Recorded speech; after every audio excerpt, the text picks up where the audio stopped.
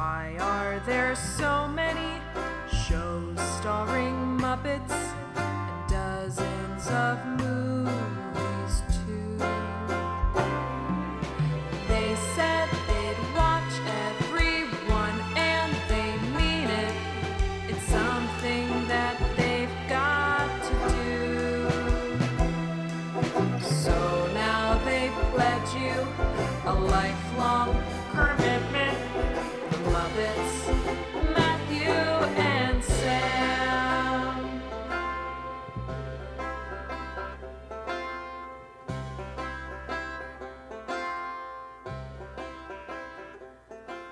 Welcome to Commitment, the podcast where two friends have vowed to watch all things Muppets.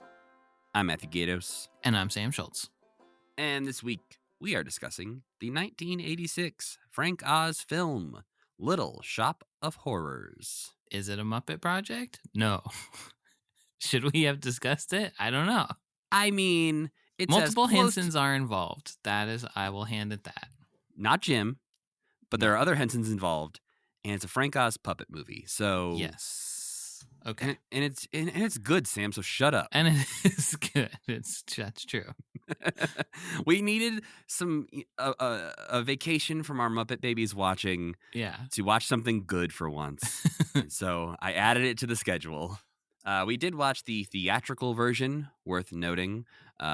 We did also watch the director's cut ending, but we will mostly be discussing the theatrical cut of the film, the original. I guess not original, oh. but the one you would have seen if you went to see this in the movies in 1986, and the only one that was available if you had watched this before 2012. And before we get too far into talking about the movie today, I need to throw out a huge thank you to a listener named Joss. They put together an amazing list of things for us to watch. They actually reached out to me via email. I don't know, 4 or 5 months ago when I think I first mentioned we were going to be watching Little Shop of Horrors this year, and they were like, hey, I am essentially like an archivist for Little Shop of Horrors. I know everything there is to know about Little Shop of Horrors. I have unlisted videos for you to watch. I have downloaded things. I have interviews. I will put together a playlist if you want that. And I was like, I can't promise we're going to watch all of it, but feel free to put together a playlist because that would be incredibly helpful to my role on this podcast. So that's why we had up to 5 hours, basically, of stuff to watch. Oh, Sam, that is the trimmed down list. Oh, wow. That's if awesome. we had watched every single thing that Joss had sent me, I think it would have been a good 7 hours of Little Shop of Horrors behind the scenes content. That's cool. We did not watch 7 hours of content. We watched about 2.5-ish. And I gave Sam the option of some bonus materials that if he wanted to check out, he could watch, but they were not required viewing for this podcast. Thank you, Joss. Thank you, Joss, for doing so much of the hard work. Yeah. Which it seems like you're just doing on a constant basis. Because I went to the Little Shop wiki to look up some things, and one of the pages said, recently edited by you. So you're still out there doing this every day. But of course, Sam, before we get into actually talking about what we're here to talk about today, I got to ask you a question that has nothing to do with what we're here to talk about today. Obviously, you have to do that. It's how I learn little nuggets of wisdom about you, Sam. Yeah, I'm very closed off. And you know what? This one might feel weird, but it was just a thought I had the other day. It was like, oh no, I gotta know. I gotta know this about Sam. Oh God. Have you ever been a car guy? No, God, no. I'm like the opposite of a car guy. I'm like I should really get an oil change is a thought that occurs to me for several years before I get an oil change. So you're a car guy in the fact that you kill cars quickly. I actually have, my cars have always been fine. I have Toyotas, and I find that Toyotas don't need oil changes in my experience. Sounded a little bit like a car guy, Sam. The only car that I've ever had that was destroyed by somebody else who crashed into me. So otherwise, that car was like very squeaky and falling apart by the time it was destroyed, but it was also like really old. So, but no, I don't see cars and think, whoa, that's a cool car. I mean, I was a car guy in that I used to play with Transformers toys. So like, I think you're more of a robot guy than a car guy. Maybe I'm a robot guy, yeah. Because most of those Transformers actually were animals. So, but no, never. Have you? I'd be shocked to hear that you were a car guy. Were you? I think I'm a casual car guy. Okay. I Oh, don't. well, I yeah, like to you're an sit. F1 guy, so you know Right. about how cars go. I also grew up with a lot of uncles and my dad, like a mechanic, and so I grew up around a lot of mechanics. I also, for a short time, did body work on semi trucks. Was a job I Okay, had. wait. Okay, wait a minute. What? And That is how a and when would you have done that in your life? And how did you end up doing that in your life? And what the fuck are you talking about? so I had a stepdad who gave me a job in college to go help him out. He had done body work. For those that don't know what that means, is like repairing dents and repainting things, and he had done that his entire life. And so in college, he gave me a job, and I went and helped him out repairing dents in semi trucks and Whoa. sanding and painting and all that jazz. Did you ever like airbrush a wizard onto the side of a semi truck? No, I was gifted an airbrush at one point Oh, during hell that yeah. because he was very good at doing like the pinstripes and the details and stuff. And I was interested in the idea of it. It's hard, like I very bet. hard, Yeah. and I don't have the most natural like steady hands. So airbrushing was not my calling, Uh-huh. unfortunately. That's too bad. It just sounds like Matt that you got like hit on the head with a coconut and you ended up in like a small town in the middle of nowhere. And you're like, who am I? Where am I? And then somebody said, I guess you do body work on semis now. And he said, okay, I guess I do. Or maybe it happened the other way where I got bopped in the head with the coconut and I was like, I forgot I'm a car guy. Oh, What's this YouTube thing all about? oh no. That's what it is. Someday you'll wake up. Maybe that's what Formula One has been for me recently. Is like, wait a minute, what's this This feels sound? so familiar. Yeah, you've never seen a car before. You watched the F1 race. That's crazy, Matt. I love that story. I mean, I also grew up with a family who watched NASCAR every single Oh, weekend. yeah, yeah. Okay. I was one of those kids who would rattle off all 40 drivers, like names and sponsors and all this stuff. And we went to NASCAR races. So I think I grew up in a car family. And then as I got older, I definitely into high school drove super shitty cars that I did not really care about. Yeah. But I think from the outside, there were times where I would appear as more of a car guy than I was. Like I drove a 1990 Camaro at one point, Oh, okay. which is a car that normally somebody who cares about cars would probably choose over, a Toyota. Yeah. But I didn't take care of it, and I wasn't sad when I had to get rid of it. Looks cool, though. Yeah, I don't think I even have anybody in my family who's a car guy. I'm thinking through like all of my extended family, even. I Mm. wouldn't be surprised if no one in the history of my lineage was a car guy. Schultz's ain't car guys. No, not one bit. There's some of us are boat guys because we're Ooh. swamp people. So some Now, were people you have boat guys in like fishing or just like speedboats, shrimping, knee boarding behind them and stuff? shrimping, deep Oh, sea fishing, okay, working boats, that kind of boat. Probably gotcha. a little bit of the other, but Yeah. we're a seafaring on my mom's side, a seafaring folk. I think my dad's side does a lot of math. I think that's mostly what they do. Math and boats. Yeah, math and boats. Those are my two to combine to make me, who's not good at either.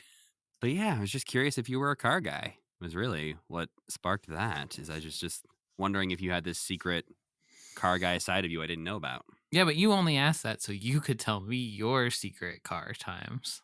That's not even true. I Oh, forgot about the okay. bodywork job until we started talking about this. Until a coconut fell on your head again during this Yeah. podcast. I saw it happen. Well, Sam, to avoid another Why coconut. cars in this episode? I don't understand that.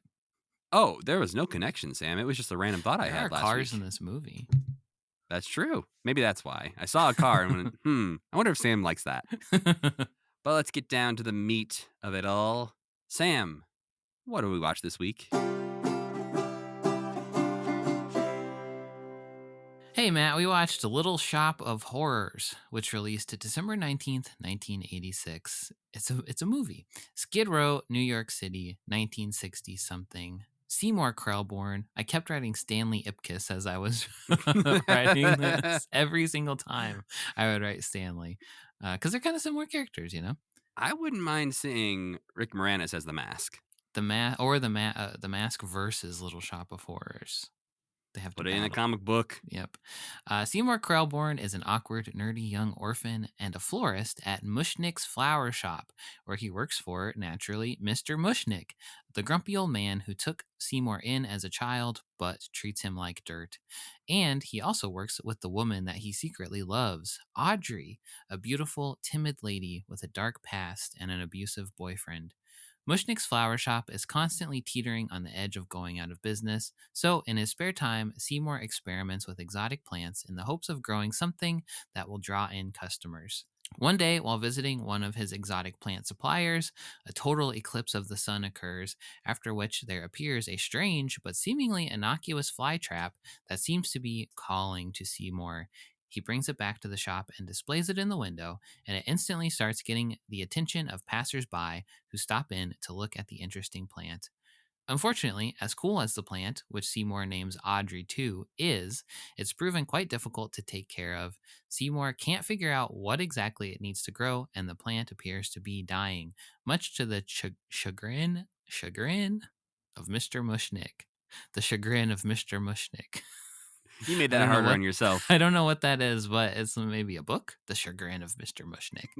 Rated It's a R. very boring detective novel about Mr. Mushnick losing his keys. Yeah. Oh, I hate that. One night, when trying desperately to figure out what Audrey 2 needs, Seymour pricks his finger on a rose thorn, drawing blood, which gets a strong reaction from Audrey 2. It beckons Seymour over and begs him for a couple drops, which Seymour gives it.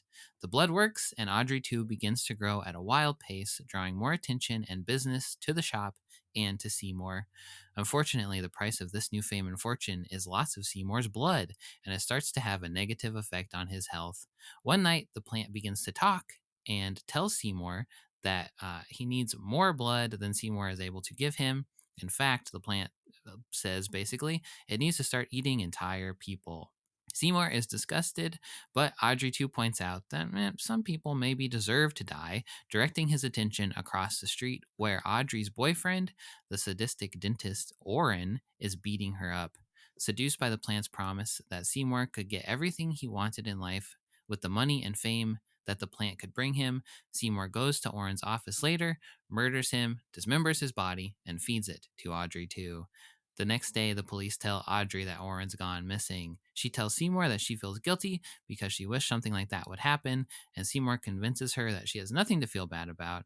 The two of them then admit their feelings for each other. That night, Mr. Mushnick corners Seymour and tells him that he saw Seymour chopping up Orrin. He blackmails Seymour into leaving town, but then Audrey 2 eats Mr. Mushnick as he is threatening Seymour. Sometime later, Audrey 2 has grown gigantic. Audrey and Seymour are a couple, and Seymour has become a celebrity. But due to all the murder and stuff, he feels very guilty about all of this. He tells Audrey that they need to leave Skid Row behind and run off together that night. She agrees, and Seymour tries to sneak into and out of the shop to get his belongings, but Audrey 2 catches him. The plant suspects he's up to something, so it sends him to buy some meat and then calls Audrey, revealing to her that it can talk and that she needs to come over and water it. She does, but Audrey 2 snares her and tries to eat her. Seymour comes back just in time to pull Audrey out of the plant. He takes her into the alley, where they're approached by a marketing man who proposes that they give him cuttings of Audrey 2 so that the plant can be sold all over the world. Realizing the peril he's put the planet in, Seymour goes back into the shop to try to kill the gigantic Audrey 2. The plant reveals that it's from outer space and intends to conquer the world, then pulls the shop down on top of Seymour's head. But he emerges from the rubble with a live electric cable and zaps Audrey 2 to death. With the world saved, Seymour and Audrey use the money that they've made to move out of the suburbs and live happily ever after.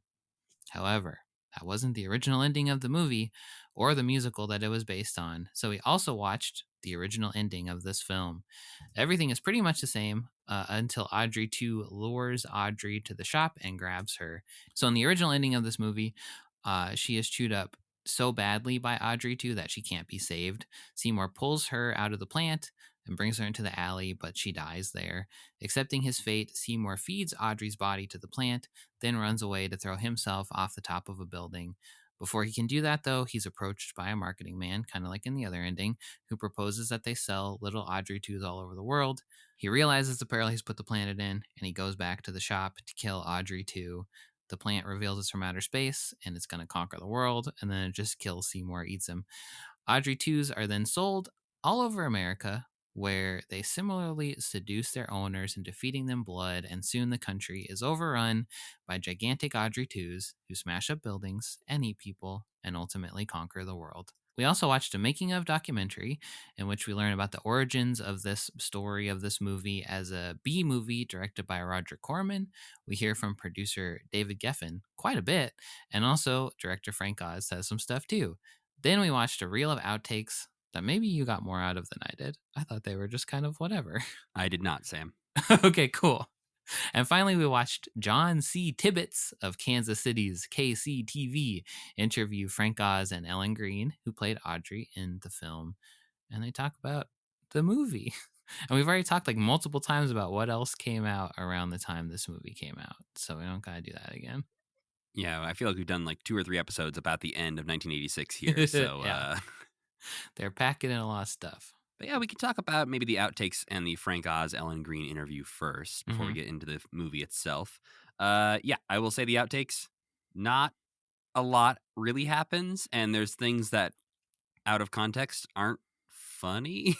So yeah, it's just kind of a random assortment of clips. Honestly, the most interesting thing I got out of it was seeing that they were filming on Christmas Eve of 1985. yes, and Easter Day.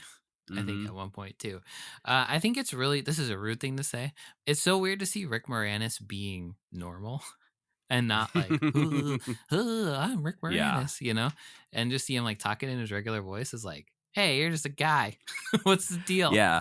One of the bonus clips that I didn't make you watch, but I watched, was him on David Letterman promoting this movie. Yes. Yeah. And he is just a dude, which is always right. bizarre. Yeah, he carries none of his screen persona into, like, you think about Bill Murray or Steve Martin, who it's like when you can't tell when they're on and when they're not on, or like they're always the same.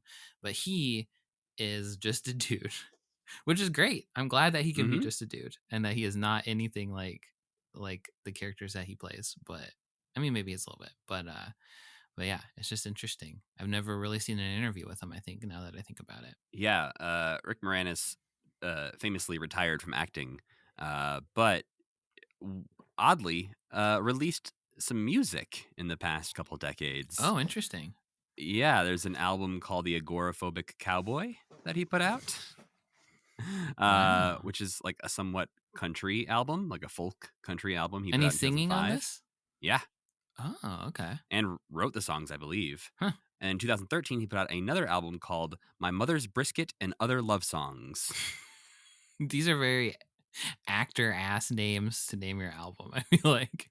I have listened to The Agoraphobic Cowboy and enjoyed it. Mhm. I don't know that I've listened to his newer album. Okay. I wouldn't put the word brisket in my album title.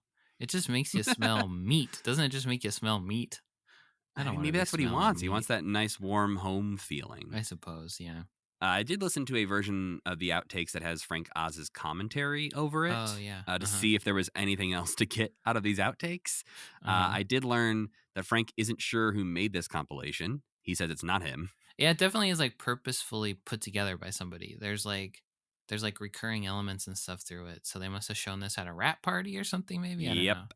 that's what he said. He said Okay. it was shown at their rap party, and so there's like a lot of in jokes that make no sense to other people. Like Sure. there's a ping pong paddle and the sound of ping pong being played, and that's apparently because between takes they would play a lot of ping pong on set. Okay. Frank, there's a bunch of times where Frank is just seems mad. Not mad, but he is so, and I guess this isn't surprising, but he is just like very straight faced, like we got to get the shot. It's time to make the freaking movie, guys. Yeah, there's one part in the outtakes where he's in sort of the flower box window scene of where we normally see Audrey in the movie, Mhm. and he's just hanging out in the window. He does not say a word during that part of the outtakes No. in the commentary. He's He's like, just I don't need to comment on my face.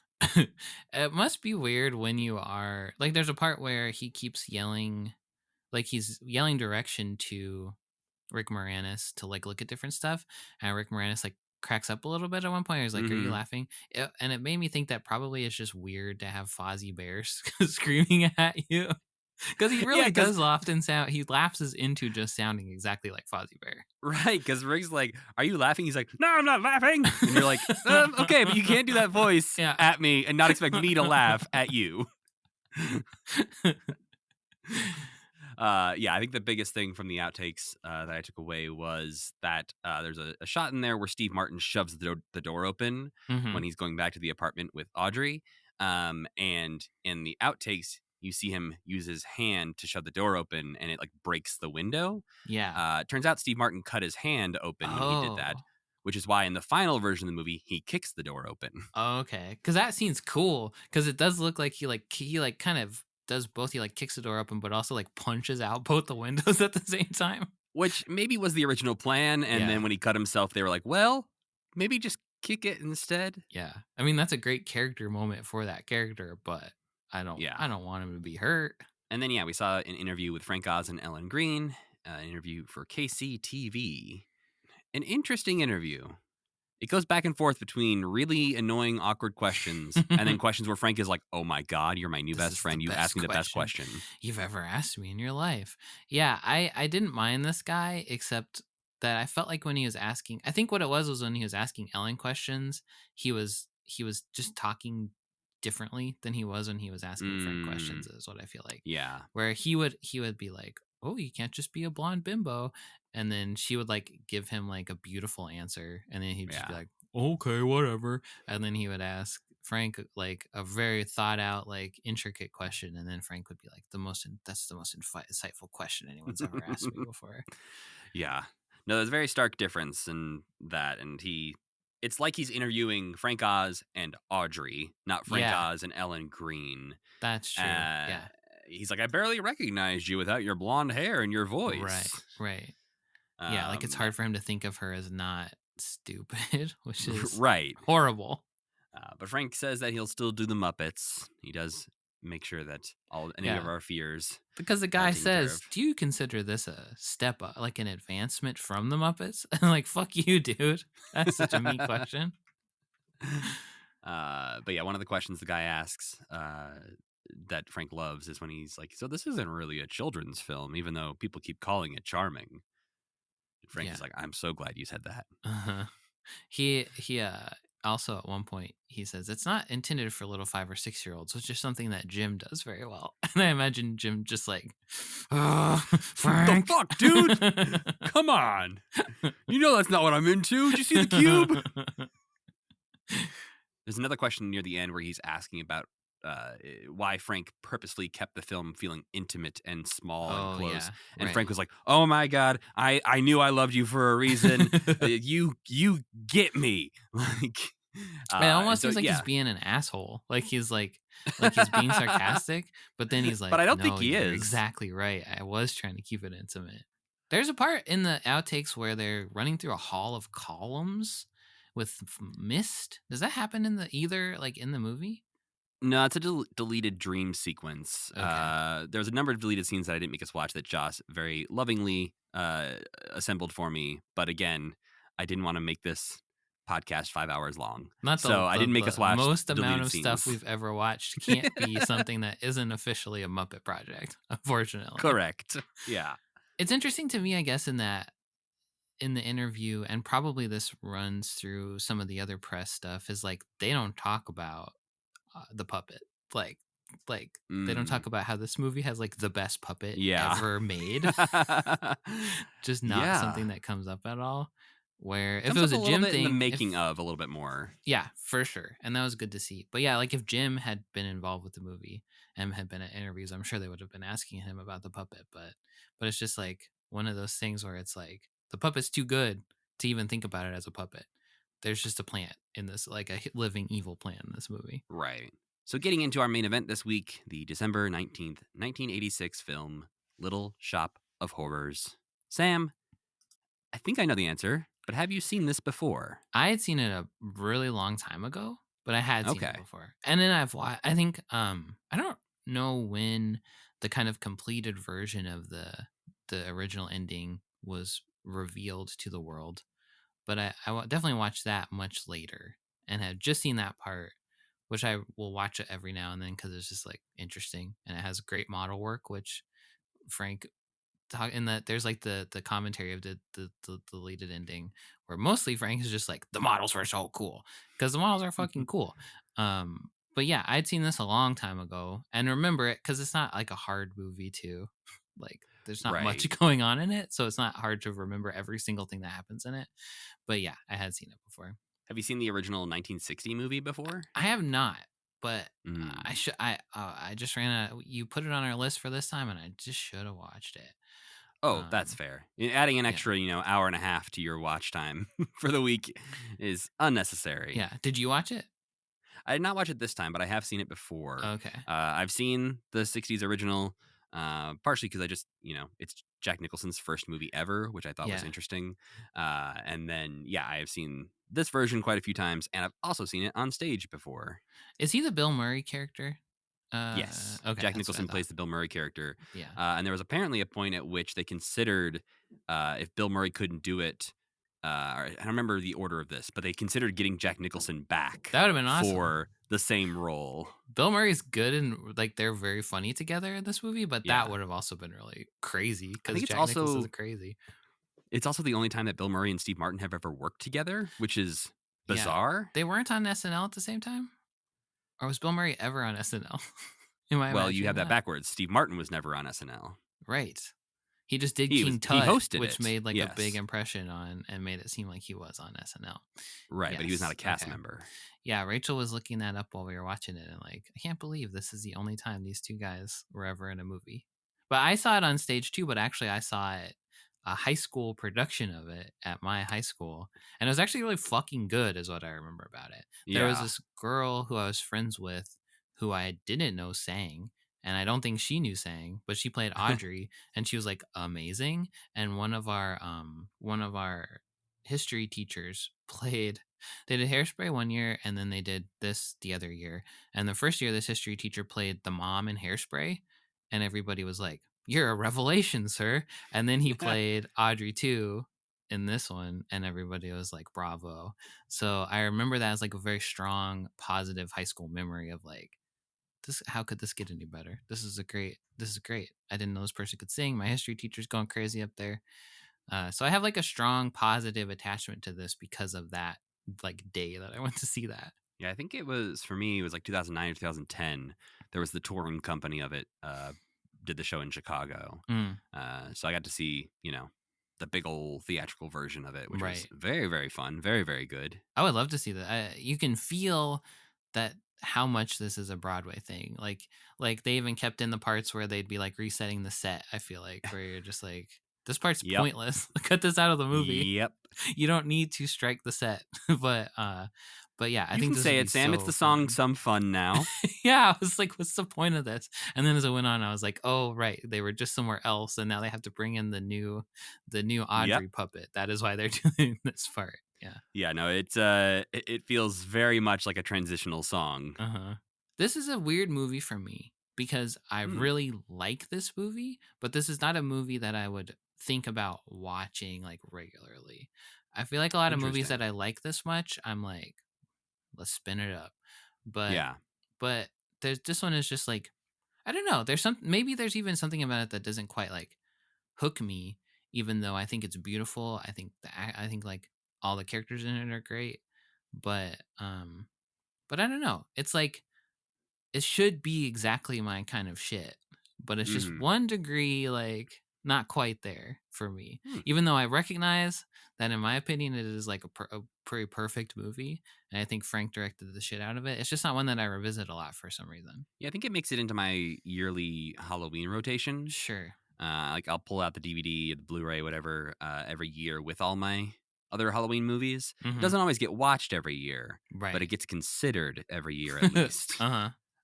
But yeah, this film, is inspired by the musical, which was based on, there's a bunch of adaptations happening here. Yeah. They adapted the movie from the musical, which was inspired by the 1960 Roger Corman movie, which was apparently a movie made on a bet, essentially, Uh-huh. where a movie was wrapping up. and some guy reached out to Roger Corman and was like, "Hey, we've got this set for 2 days. If you need it," he's like, "I can make a movie in 2 days." Yeah, so he's at the beginning of the making of, which number one, they really gloss over how it turned into a musical, which to me is like one of the most interesting parts of like, huh? But Yeah. Roger Corman is so normal. I've actually never I- heard him talk before, but I was How like, is "That's that man Roger so normal, Corman. Sam?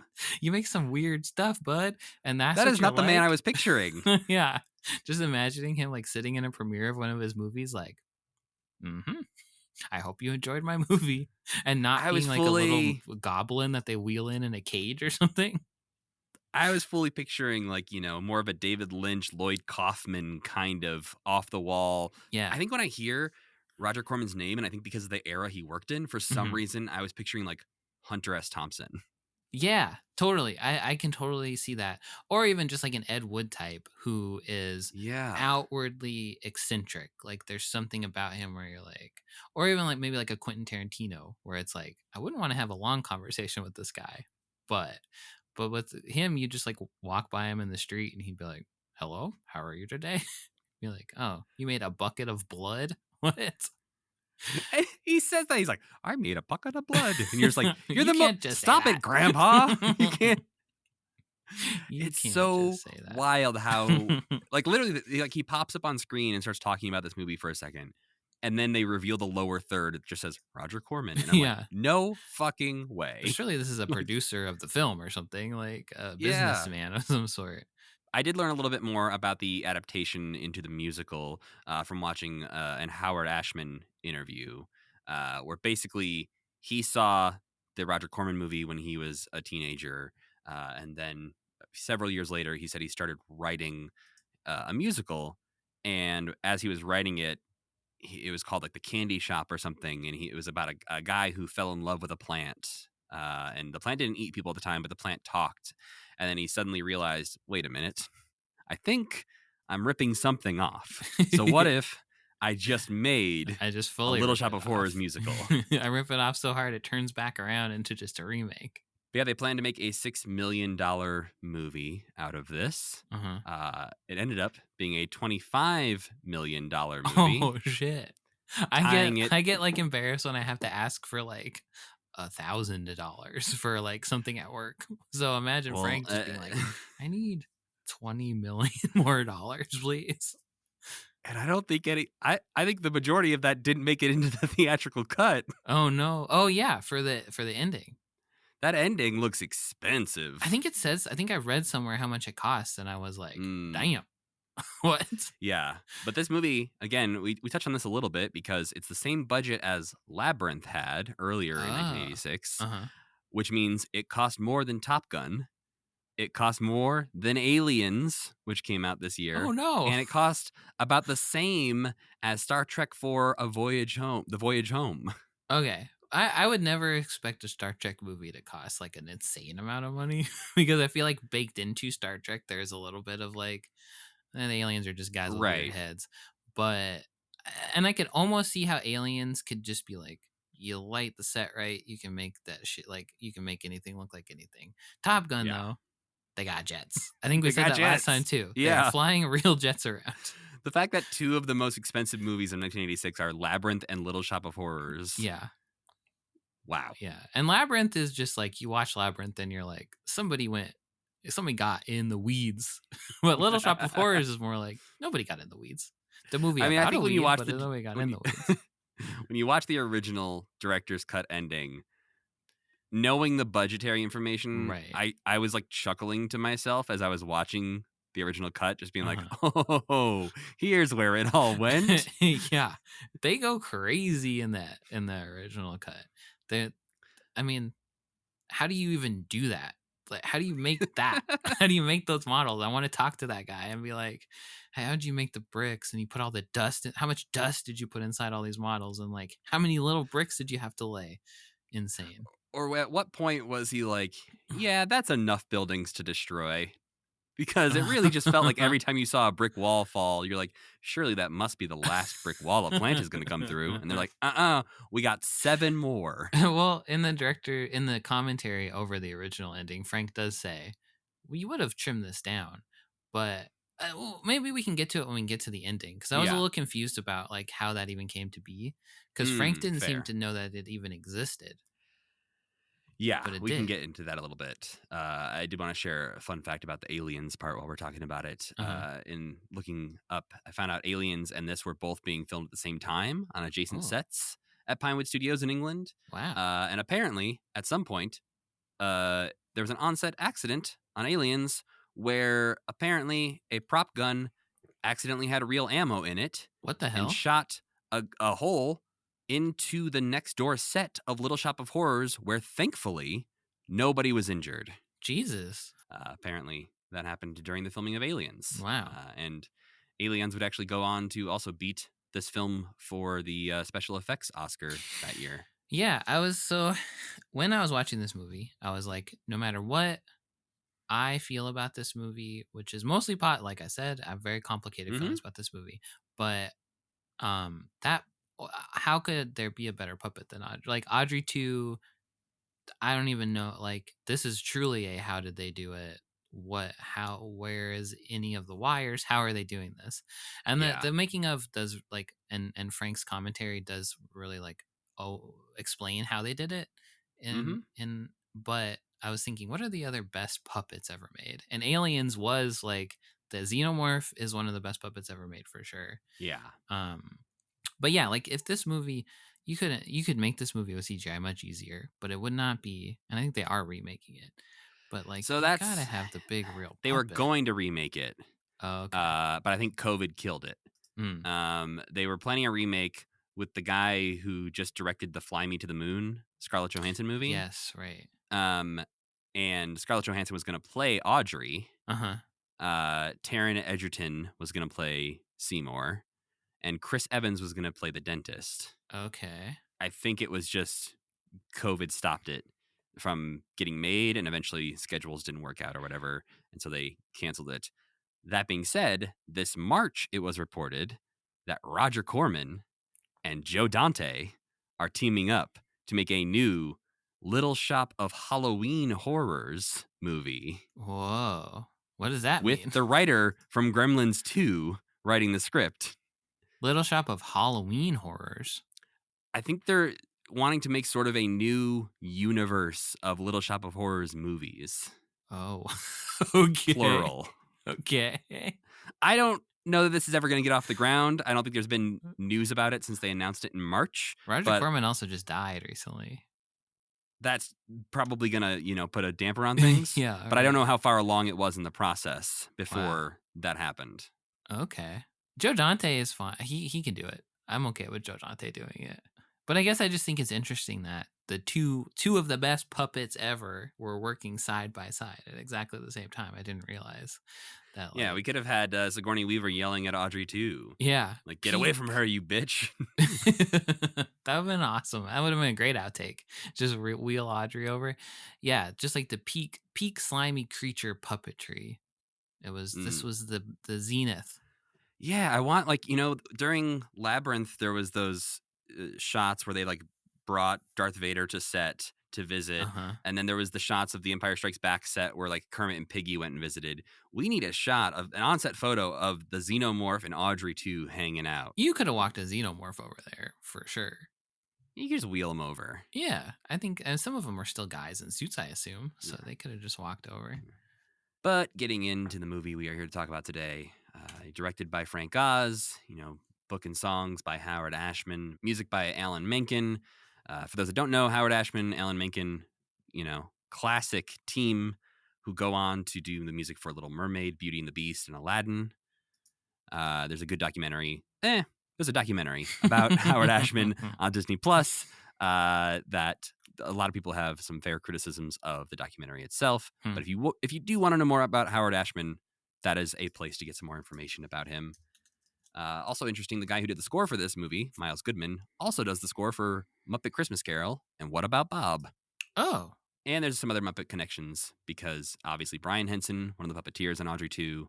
We have Heather Henson playing the girl at the dentist who has her Mhm. jaw wired shut. Mhm. And at the time of the film, Ellen Green was dating Martin P. Robinson, puppeteer behind Telly and Snuffleupagus, Oh wow. which would explain why she was probably hanging around Sesame Street in that rap Right. video we watched. Right. That's interesting. And Audrey 2 was originally operated by Martin P. Robinson in the Broadway version. So that's probably where they met. Where they met. Small world over there in Manhattan, huh? Mm-hmm. I was thinking, going back to Howard Ashman, there's some Little Mermaid ass songs in in Little Shop of Horrors. Especially the reprise of Somewhere That's Green Yeah. at the end of the director's cut Right. is almost one-to-one melody of Part of Your World from Little Mermaid. I guess now that you're saying that, I've heard people bring that up before. But And it's again, the it same makes guy. sense, Same guy. Yeah. He could do whatever he wants. He could write one song over and over again. No, who could blame him? It's a good song. Well, and the at this point of when Hercules came out, Howard Ashman had already passed away, but Alan Menken did the music for Hercules, which famously has the Muses, who are used quite similarly in that movie as the Right. Greek chorus female characters in this movie. That's right. Yeah. But kicking off the movie, we get the narration about the threat to human beings happening on September 23rd. Right before my birthday. But the first song in the movie is the prologue, just the introduction Little Shop of Horrors song, and is an immediate reminder of how much I love this movie. Mm-hmm. The Skid Row, I think it's Sesame Street. My headcanon is that this takes place on Sesame Street. It's on the other side, across the street. Doesn't it look so much like the set from the Sesame Street movie? Right, Follow That Bird. Uh-huh. Yeah, it doesn't look that dissimilar, which I think, they're basing these sets Yeah. on streets in Manhattan, so Yeah. that checks out. There's a part where they're standing in front of a wall made of doors, and I was like, Big Bird lives back there. And then that's where Stanley goes to chop up Orin. And I'm like, oh no, Big Bird saw some shit. Maybe there was just a lot of walls of doors back in the day. That must be the case if it came up that many times.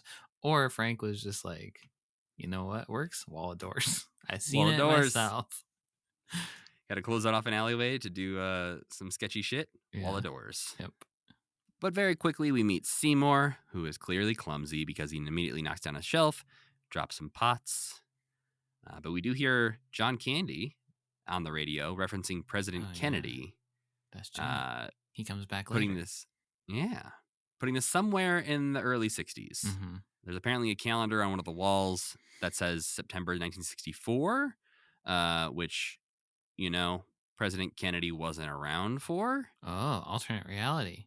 Yeah, I think that's what we're getting into, is that it's, vaguely early 60s, but it doesn't matter is really the answer. Yes, an Earth much like our own, but not the same. How do you feel about the cast? I think I love the cast. I love Steve Martin in it. I don't know if you could get a better person to play Seymour than I was looking at who played him originally, and I found out that in the revival of it, Joey Fatone played him. Interesting. I didn't watch a clip or anything, but yeah, it's a very interesting choice. He doesn't seem like a Seymour to me, but I'd be curious to see those clips. Yeah, and I think Ellen Green is great. It's funny to see Rick Moranis singing the best he can, and then she's just like, like big theater kid energy emanating from the screen all of a sudden. He does a really good job. I think so too. I think he does not exactly what the role is asking him to do. And clearly he's put out albums since then, so. Yes, that's true. Maybe he got the bug from singing from this. And I think Steve Martin, and somebody says this, but like Steve Martin is never better than he is in this movie. I kind of agree with that. I love the twisted like version of his. It's just like so perfect that his exact shtick works as evil. Like everything he does is stuff he does anyway, but it's like so sinister in this. I think he's obviously playing a terrible person. Yeah. But he's playing him so well, and they add so many interesting character like features to him. Like one of my favorites is his motorcycle. Whenever he hops off of it and it goes for like a few feet, and he gives it a glance and it stops. Yeah, it's I like love afraid that. of him. Uh-huh. Like it's just a great little character touch. Yeah. And this next thing I will say came from IMDb trivia, which can never be fully trusted. But apparently Tim Curry declined the role of the dentist. Oh, wow. So that could have been Tim Curry as the dentist. I also think it's interesting that Martin Scorsese almost directed this movie. Yeah. The I Martin think that would have been Scorsese great, and actually. Steven Spielberg almost made this movie together Yeah. for $6 million, which What the heck who would knows what that that have would have been been. like? Yeah, I mean, Uh, but I think like it's such a gritty New York thing that I think Martin Scorsese would have done a really good job, and he makes weird ass movies sometimes, so I think he could have pulled this off, but it has would he have ever been made a very different. musical, though? I don't know. Oh, okay. Martin Scorsese directed New York, New York in Oh 1977, yes, so yes, yes, yes. Right. he has directed musicals. Yeah. But yeah, Steve Martin was apparently the second choice after Tim Curry. But again, according to IMDb trivia, there were some others considered, like John Travolta, Dan Mm, Aykroyd, Gene okay. Wilder, and Okay. Robin Williams. Oh wow. So I feel like some of those could have been great, and some of those would You have can been like, say eh. it. You could say it. I know the one name you're saying wouldn't be great. Which one? John Travolta. No, actually, he was the one I thought that would make sense to me.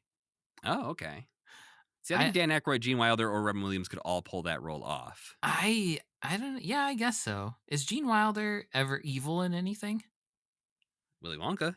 I guess that's true. I guess that's true. He does have that sinister air, but yeah, just like the jerky, like physically jerkiness of Steve Martin, and just like he's just like he just seems like a man who'd want to drill your teeth and have a really fun time doing it. So I actually think and it's so fun to see like John Candy pop up and Bill Murray pop up and Christopher Guest pop up and Jim Belushi to like a slightly lower degree pop up.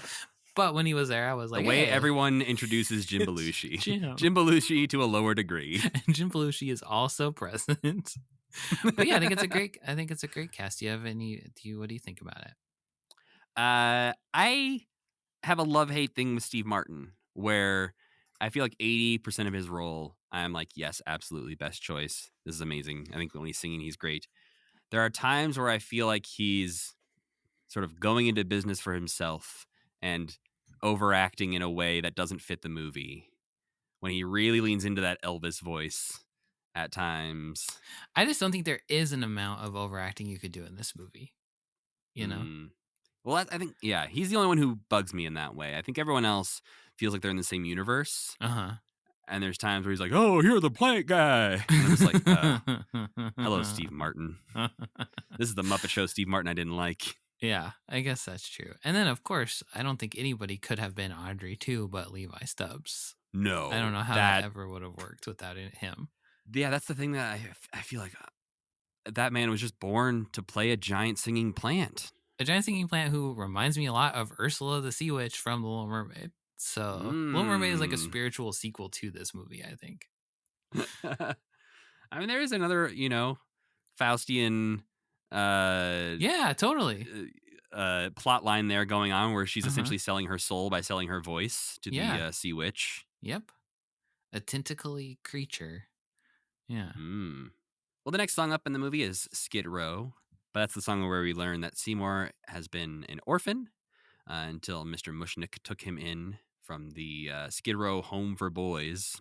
That's one of the things I think is the difference between this and the play is I think in the play they really lean into the sort of parental. So that's like one part of the movie that I think is a little rushed is their relationship, because I think there is a lot more room to be like to really like play on that weird relationship that they have and make Mr. Mushnick like more scummy, I guess, which they don't really. They do a little bit, but he just kind of suddenly becomes so super scummy when he's blackmailing Seymour. When up to that point he was just like a regular level of scummy. Yeah, and even like at his worst, I don't know. I feel like at his very worst is when he's trying to turn in a murderer, he believes. Well, he's not really though. He is doing that so that he can get to the point where he says, "Or you could leave and I could have all your stuff."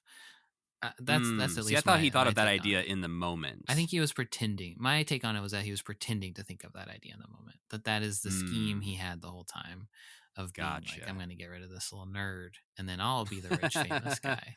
Which yeah, like he crosses the line there with to being eaten is what he deserves. But before that, he's just kind of grumpy.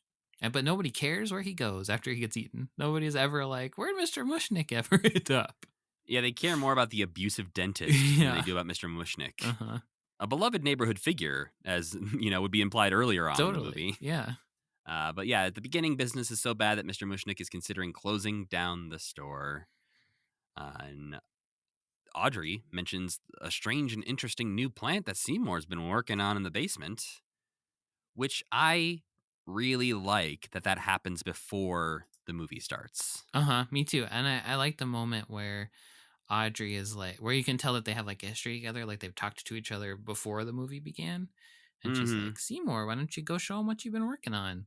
It just like is such a little thing that adds to their, like, he doesn't have a creepy fixation on her. They are Right. genuinely like friends with each other. Well, yeah, because I think if you did it the other way, where this is the first time that Seymour, like, if Seymour's the one who is like, "Hey, Mr. Mushnick, I have an idea. What if we have this weird plant?" And he has to also convince Audrey in this Cool moment. idea. Like, if Audrey doesn't know about it or hasn't Yeah. already accepted this idea beforehand, it would change their relationship pretty drastically. Right. But thankfully, an unblinking Christopher Guest walks into the store as he sees the strange and interesting plant sitting in the window.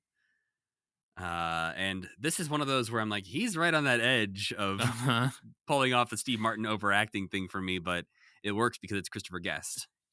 That part works a little less well for me then. I mean, it works Mm, because I know what they're trying to do with it, I guess, but like that is something ripped from the 60s movie. I assume like that style of just like, here's the really bad character actor that we got for this one scene.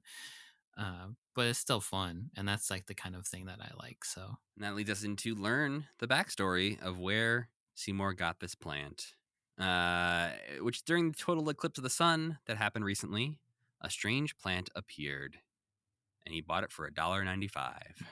I love there's so many fun, like extremely subtle jokes in this, like the Oh yeah, fact this is that far less fun for me to just tell what yeah. happens in a fun musical song. Like everyone should go watch this movie Uh-huh. and listen to the soundtrack because the songs are amazing, and I'm not going to recount every lyric of the song, Yeah. but they're Just the great. fact that the plant appeared in this guy's shop, and he was like, and the guy knew that it wasn't there before, but still sold it to him for $2. It's pretty Yeah, good. he's like, but he sold it to me anyway. Yeah. Worth noting, it's not. I don't know why I said worth noting, but $1.95 is about $5.50 today. I was wondering. I didn't look it up, but I was wondering. But what was it in 1964? Oh, you know what? What a good question, Sam. 1936. Pretty cheap for a plant, for an exotic plant. That's a good deal. I guess then less reasonable is after the song, we get a moment where Christopher Guest's character spends $100 on roses. Yes. That's going to be a lot of roses back then. That would be almost $1,000 of roses today.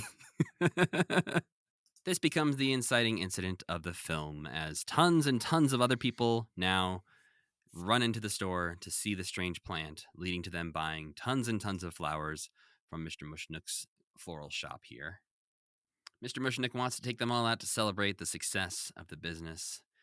Audrey can't because of her shitty boyfriend, and Seymour has to stay behind to take care of the sick-looking Audrey too. That's one of the slight moments where Mr. Mushnick comes across as a little bit of a jerk. Yeah. Is when he's like, let's all go out for dinner. And Audrey's like, I can't. He's like, oh, of course not. You have your shitty boyfriend. And then Seymour's like, well, just the two of us then for dinner. And he's like, oh, you think so?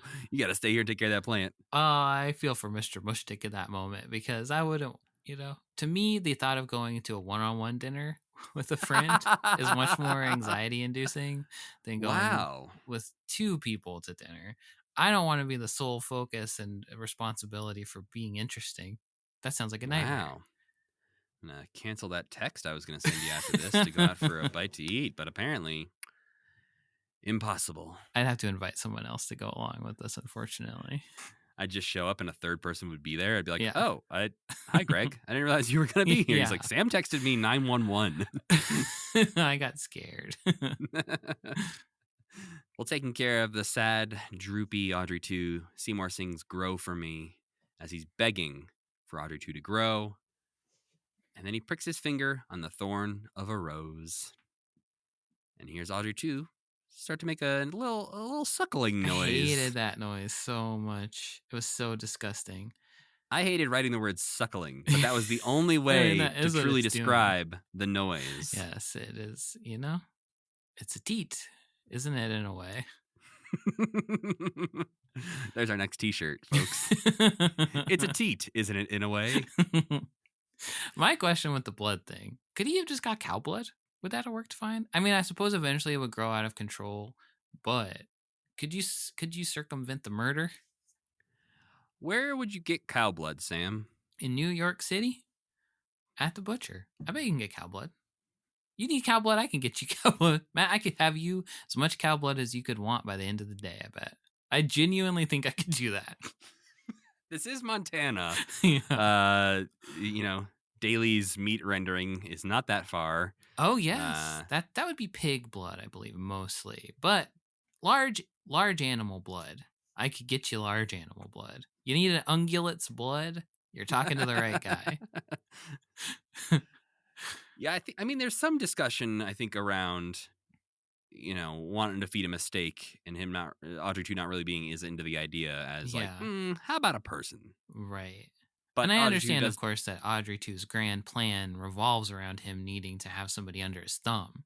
I right. understand that whole thing. But if you It were also seems to be like, the more protein Sure. that he's getting, the bigger he grows. Yeah, a cow would do wonders for him, I'm telling you. Well, Seymour avoids getting his finger chomped on, but does offer up those few drops of blood to appease the plant for now. And we see Audrey 2 immediately grow bigger and burst out of the coffee can. And from the first moment, it's just like even the tiny puppet is the best puppet. So great. Best puppet. Yeah. Everything about the puppeteering in this, they highlight in the making of that they sort of like invented new vine technology. Yeah, they talked to the Atomic Industry Institute. What? I don't.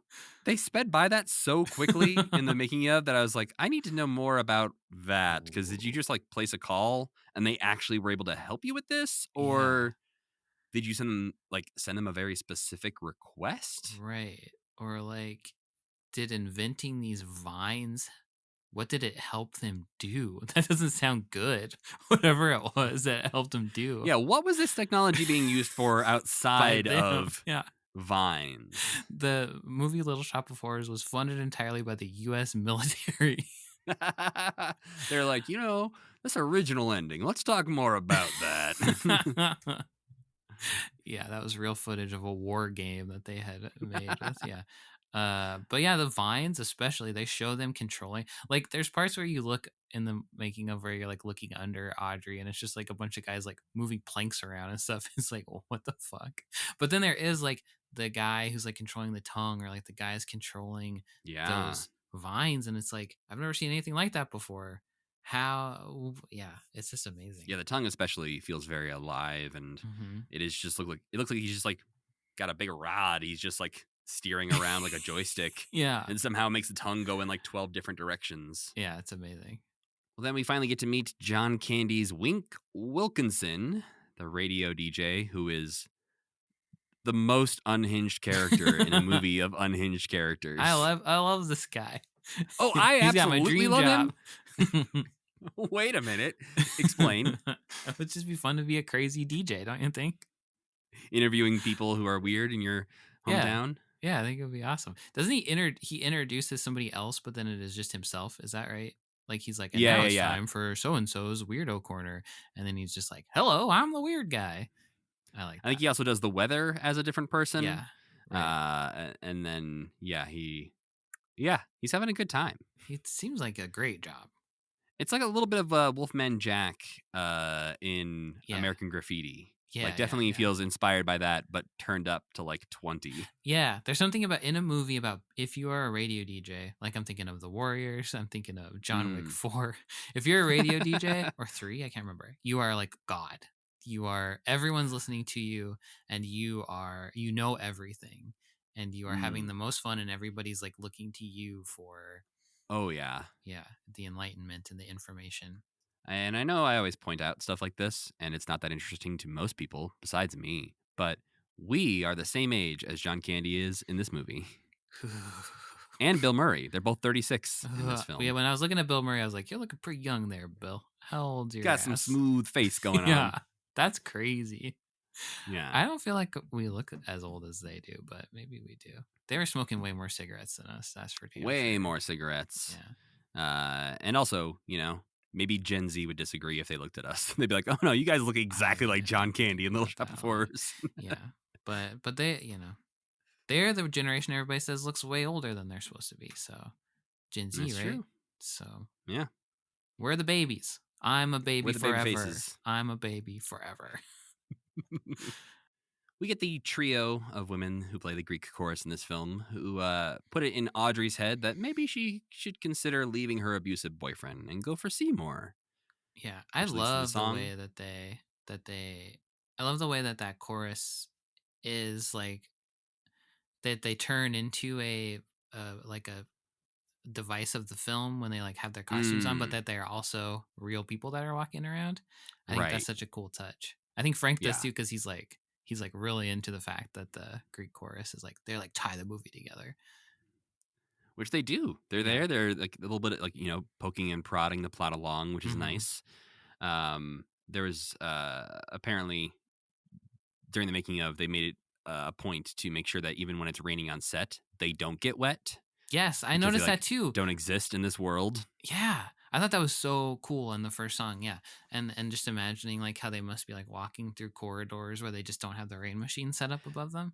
Well, they apparently had like a like 6 foot above their heads. They had like basically a big disc that would like block rain from hitting them. Oh, okay. So basically, just like a giant umbrella, essentially. Okay. Whoa. Yeah, I thought that was such a neat touch. But then putting that idea in Audrey's head leads us to Somewhere That's Green, where Audrey dreams of a future suburban life with Seymour. Yeah. This song I think is the biggest victim of the new ending, in my opinion, of like the happy ending, and I'll explain why when we get there. But Okay. just like I'll talk about it. All right. Yeah, Audrey doesn't dare to dream too big. Her aspirations include a chain link fence, plastic on their furniture, and frozen dinners in front of the TV. You know what, Matt? Don't you think as we're getting older, though, you're just like, that's kind of the best you can do? I mean, don't you think? Plastic on the furniture is not something I've ever considered for myself. No, that's definitely a boomer. Like they, didn't you? My grandma didn't have it, but I know Rachel's grandma had plastic on their furniture. Like, I remember plastic on furniture and also those like plastic runners in hallways. Yes. I guess to like not damage the carpet where people are walking the most. Yes, right. What an odd. They'd have like the little spiky bottoms on the bottom. Yeah. Well, after the song Somewhere That's Green wraps up, we apparently had a shot that required 2 cranes placed on top of each other to pull off. What? Where we pull back from the window of Audrey, and then the camera sits and then moves up to a different rooftop where the Greek chorus is going to start singing Some Fun Now. Whoa. What the heck? Yeah. Which the camera's a little shaky, and you can apparently sort of, if you're looking for the moment when they switch from one crane to the next, you can kind of see it. But yeah, man. Cut them some slack. But yeah, I think that's Some Fun Now is definitely we're going to start moving the set around. Yeah. So put the curtain down, send them out there, sing this song. We need to move some stuff. We got some stuff to do back here. Not something that you need to do it in a feature film, but and also the worst song in the movie, I would say. Yeah, I think so. I think the Meek Shall Inherit is not great either, in my opinion. But this one, it does just feel so transitional, right? That I think it is weird in the movie. But it does lead to the reveal of the now 5 foot tall-ish Audrey 2 puppet, who has left Seymour feeling drained and exhausted and forgetful because he's giving all of his blood to this plant. Yeah, no good. Audrey tries to boost Seymour's self-image by suggesting that they go shopping together, which he is thrilled by because she's willing to be seen in public with him. I wish this had happened too. He didn't ever get a makeover though, does he? No. That would have been a fun scene. Little, like he's all that kind of scene. Where they could have brought the plant with him, and then he could have come out with like different clothes on, and the plant could have been like, no, thumbs down. I think, it would have slowed down the movie a little bit, but I do agree that would have been a great scene. There are parts of this movie where I'm like, I wish they could have just been friends at the end, because the plant is pretty helpful for the most part. They made a cartoon spin-off of this in the 90s where I think that I was the thought I plot. was imagining that, but yes, they did, didn't they? That is real. Yeah. Early 90s, there was a bad cartoon, I think lasted one season, where I think Seymour's like a little kid. Yes. Okay, this looks very familiar. Very Beetlejuiceian. In Very that it's Beetlejuiceian. like, why I grew up thinking Beetlejuice was nice and was extremely disappointed when I saw that movie when I was like 12 or 13, and I was like, Wait a minute, this why dude is he being sucks. so mean? Lydia's your best He wants friend. to marry a teenager? What the hell? Yeah. Well, Audrey said she can't go shopping with Seymour tonight because, of course, she has another date, which introduces the dentist, Orrin Scrivello, played by Steve Martin. He's got jet black hair, cool leather jacket, and he's on a motorcycle singing. Is it a joke that his hair's black also because it's Martin or because it's Steve Martin? I mean, maybe. Famously white hair guy? Okay. Yeah, maybe they just want him to look a little younger than he actually naturally looks. I guess so. I think he came out looking that way probably, huh? Oh, yeah, no, he was born 75, I think. We saw him like in the early 70s and he looked exactly the same. How is that possible? Right. And he was in his 30s then. So, Yeah. I think it's, his hair just went white very early. Mm-hmm.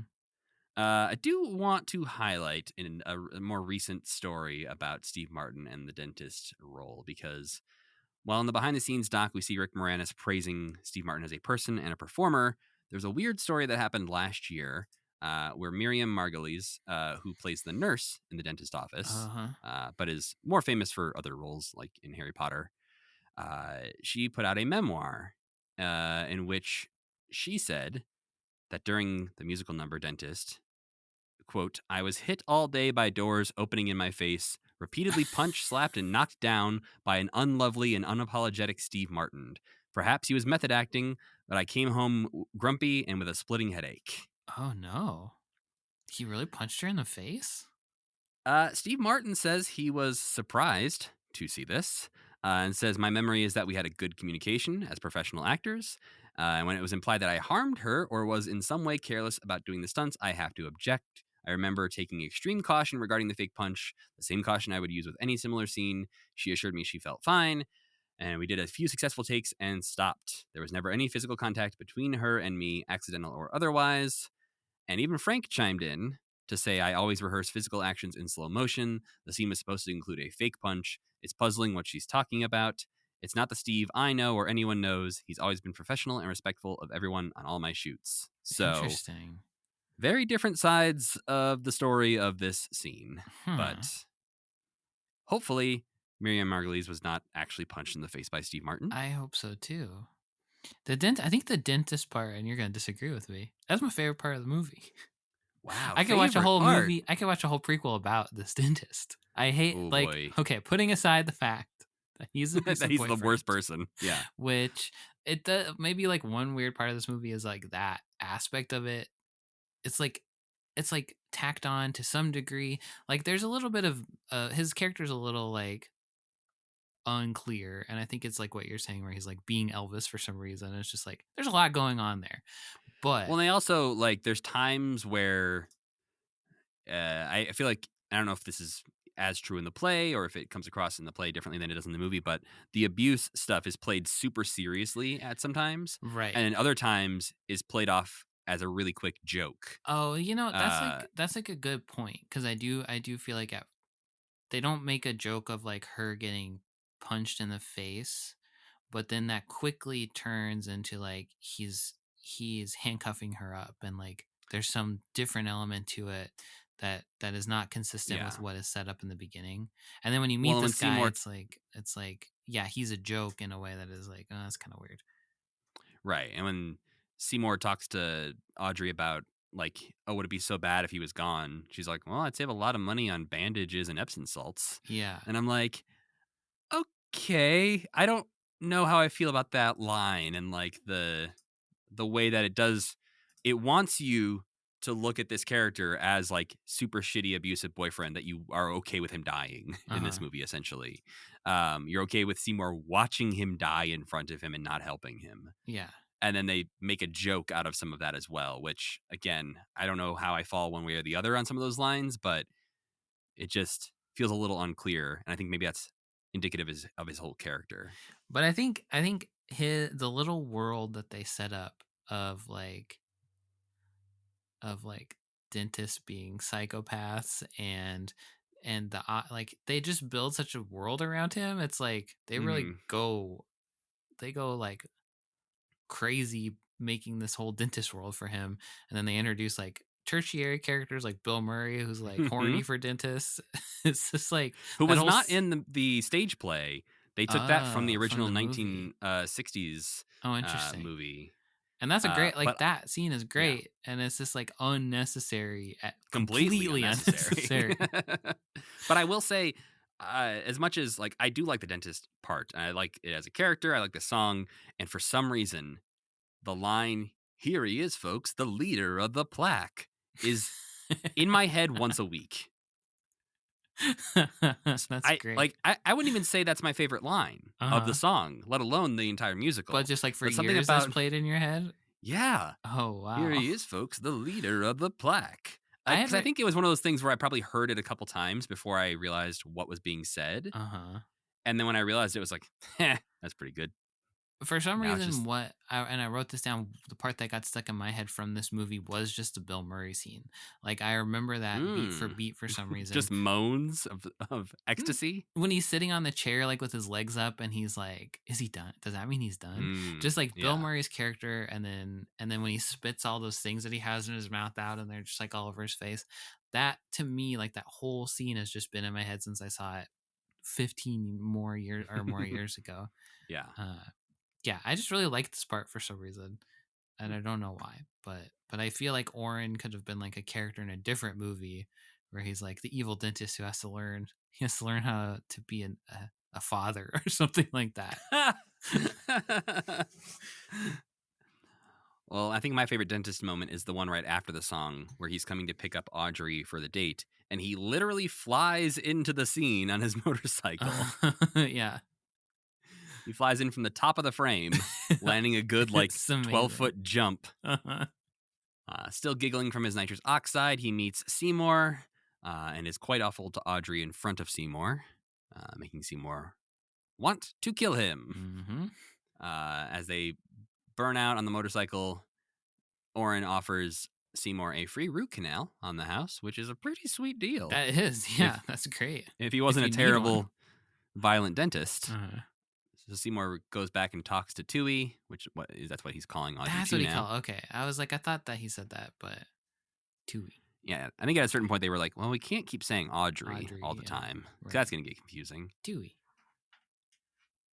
But this is the first moment where the plant slumps over and says, "Feed me." Is this when it's revealed it can talk? Yes, this is the Okay. first time it speaks. Okay. And this is when it starts to demand blood. And it does specify fresh blood, Mm-hmm. which is maybe why the butcher shop plan wouldn't work. Wouldn't work. You got to find. Maybe you could kill a cow in front of him. Yeah. If Audrey grew in Montana, this would be a lot different story. Just Audrey out in the middle of a ranch. Yeah. Just like a piranha plant waiting for cows to walk by. Just exactly. Yeah.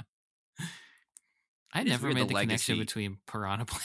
Were you about to say the same thing? It's just like, what the fuck? I think I've made the connection. I think I was gonna say it's weird the legacy that like Audrey 2 has in this idea of killer plants. Yeah, I was thinking that too because basically the last song is like a boss fight. It's like a video game. Like Right, yeah. Seymour's running around and like things are popping out and Mhm. it's like here's this attack. But yeah, I was totally thinking about like every video game has a plant with a big mouth and vines, and I must like the '60s movie must have been the thing that influenced piranha plants because this movie wasn't out yet when Super Mario Brothers came out. Were So piranha plants? Oh yes, they were in the first one. Yeah. Matt, come on, be serious. Yeah, they're in the first one and they just come out and Yeah. go, "Ow, ow, ow, ow, ow, ow." Yeah. Yeah. But then as it's gone on, there's definitely way more. There's like piranha plants that do have like the vines and the They look even more like Audrey 2 these Yeah. days. kind of like sexy lips sometimes. Okay. They do, Matt. I'm not gonna get into it, but sometimes they do. Okay. I mean, you could have just said lips. Well, Audrey has sexy lips, okay? And his inside of his mouth looks exactly like a vagina. So there's something going on here, Matt. We're not going to get to the bottom of it today. But yeah, it is like such an I don't know why that's such an arresting image. But also to me when I'm fighting plants in video games, I'm always like, this is not scary at all. But Audrey too is kind of scary. Like it doesn't help that one of my worst fears is to be eaten alive, I guess. And I was wondering how, especially the director's cut, affected that that's sense what of yours. I have a whole Somewhere That's Green reprise freaks me out on a deeply, deeply personal level. All right. I'll talk about soon. Have you seen Scrooged, the Bill Yeah. Murray movie? Yeah, does someone get eaten in that? No, but at the very end, when they're all celebrating together, Uh-huh. he looks into the camera and just says, "Feed me, Seymour, feed me." He does? He does. I don't remember that at all. And there's no reason for it other than he made these movies at the same time. That's odd. Yeah. I don't know if there's a story behind why that happens, but it's like it might be the last line of Scrooged. He like looks into the camera and says, "Feed me, Seymour, feed me." What the fuck? Yeah, this movie really is like outsized in how much of a cultural impact it's had. And like this story, even back to the 60s one, is just like one of our collective thoughts as human beings as a big plant with a mouth that's going to get tendrils and eat you. Well, and because of this movie, I'm pretty sure David Geffen recommended Howard Ashman to Jeffrey Katzenberger over at Disney. Sure. So, I like, mean, that totally without makes this sense. movie, the songs, at least in Little Mermaid and Beauty and the Beast and Aladdin, would not be what they are. Yeah. Right. And it's all and thanks Little to Mermaid- the Muppets. Kinda, right? Yeah. It's all thanks to a 1960 puppet convention. It's one of those domino memes where the first one is 1960 puppet convention and the last one is Disney buys Star Wars or whatever. Disney buys the Muppets. Whoa. Whoa. It's a circle. It's a circle thingy. Because Little Mermaid kicked off their renaissance as far as an animation studio again. Right. And, I would give a lot of credit to that to Howard Ashman. But getting back into the movie we're actually here to talk about today, the next song is Feed Me, Get It, where we get to see just more amazing puppetry as Audrey 2 grows and grows and starts to offer Seymour the fame and success. If only he just does one little thing, and that's feed him humans. Sure. Well, Seymour objects, unlike Sam, saying, "I don't think anyone deserves I'd to feed die." him at least this guy. You know? Yeah. I think this would be okay. Yeah, Audrey 2 is like, "Really? No one?" And points Seymour's direction out the window, where he sees Oren verbally and physically abuse Audrey. And now Seymour's on board. And they start singing together, "The guy sure looks like plant food to me." I just think there's a lot easier, cleaner way for him to have pulled this off. Because if somebody's girlfriend works at a store with an evil plant that wants to eat the guy, that would be Mhm. so easy to just be like, "Hey, Audrey asked me to call you, ask if you want to have lunch or something with her, and then come over." And then he'd come over, and then Audrey too would just eat him. You don't have to murder him and chop him up. I mean, yeah, he even showed interest in the last scene Yeah. in checking out the plant. So, Totally. Yeah. But, Yeah. Call him and say, "Come check out what this crazy plant's doing. It's insane." Okay. But yes, that is not what happens. Instead, Seymour's going to go late night visit the dentist, Weird. where idea. Bill Murray is impatiently waiting in the waiting room. As we see Heather Henson leave the dentist office with her jaw wired shut. And yeah, this is a completely unnecessary scene that is still amazing. That's still my favorite scene in the movie.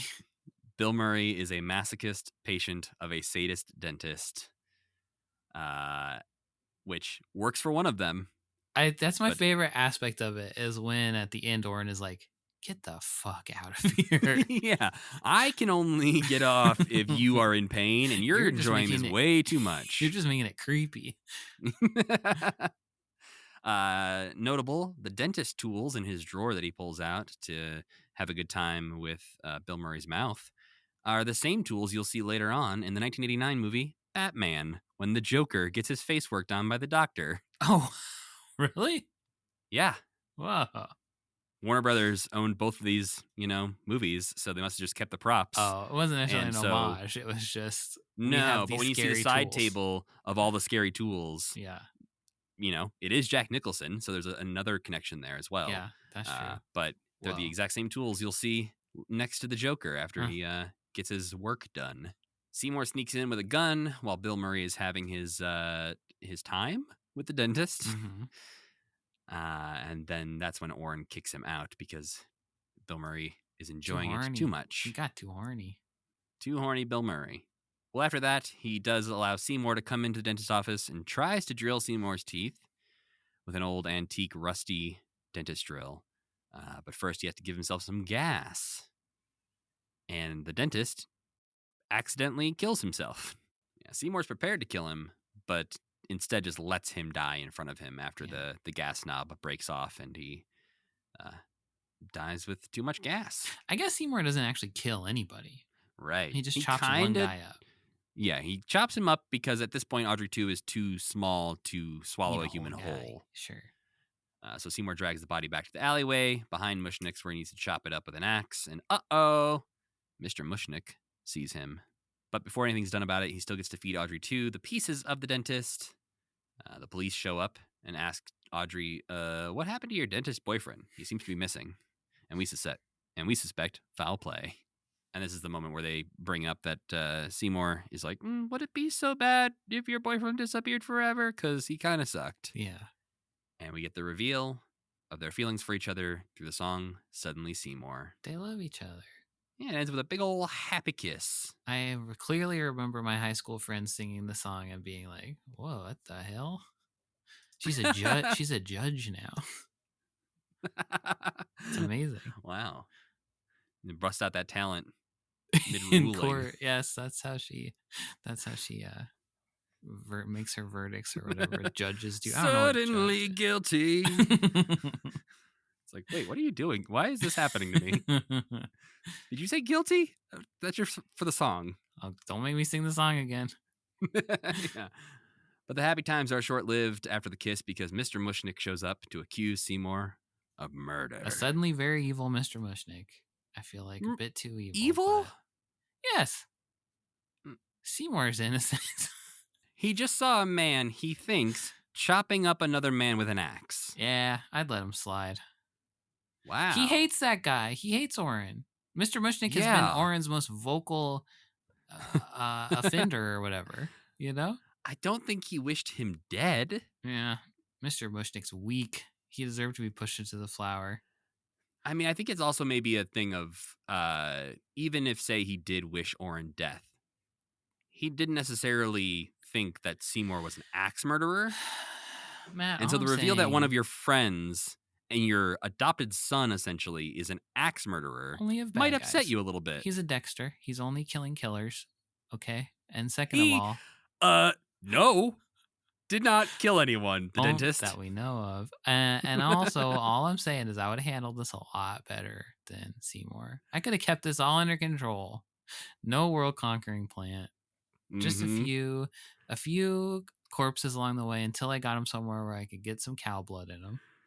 No, I see. Like, I feel like the ending of the movie starring Sam is seeing the marketing guy and saying, "Hey, what a great idea! Let's sell this plant everywhere." I'm getting out of here. See ya. Yeah. Well, yes, we get the song "Supper Time" from the plant, which the plant is sort of singing to no one. He's just Mhm. hanging out by himself, being like, "I think I'm gonna get fed." I love singing. Yeah.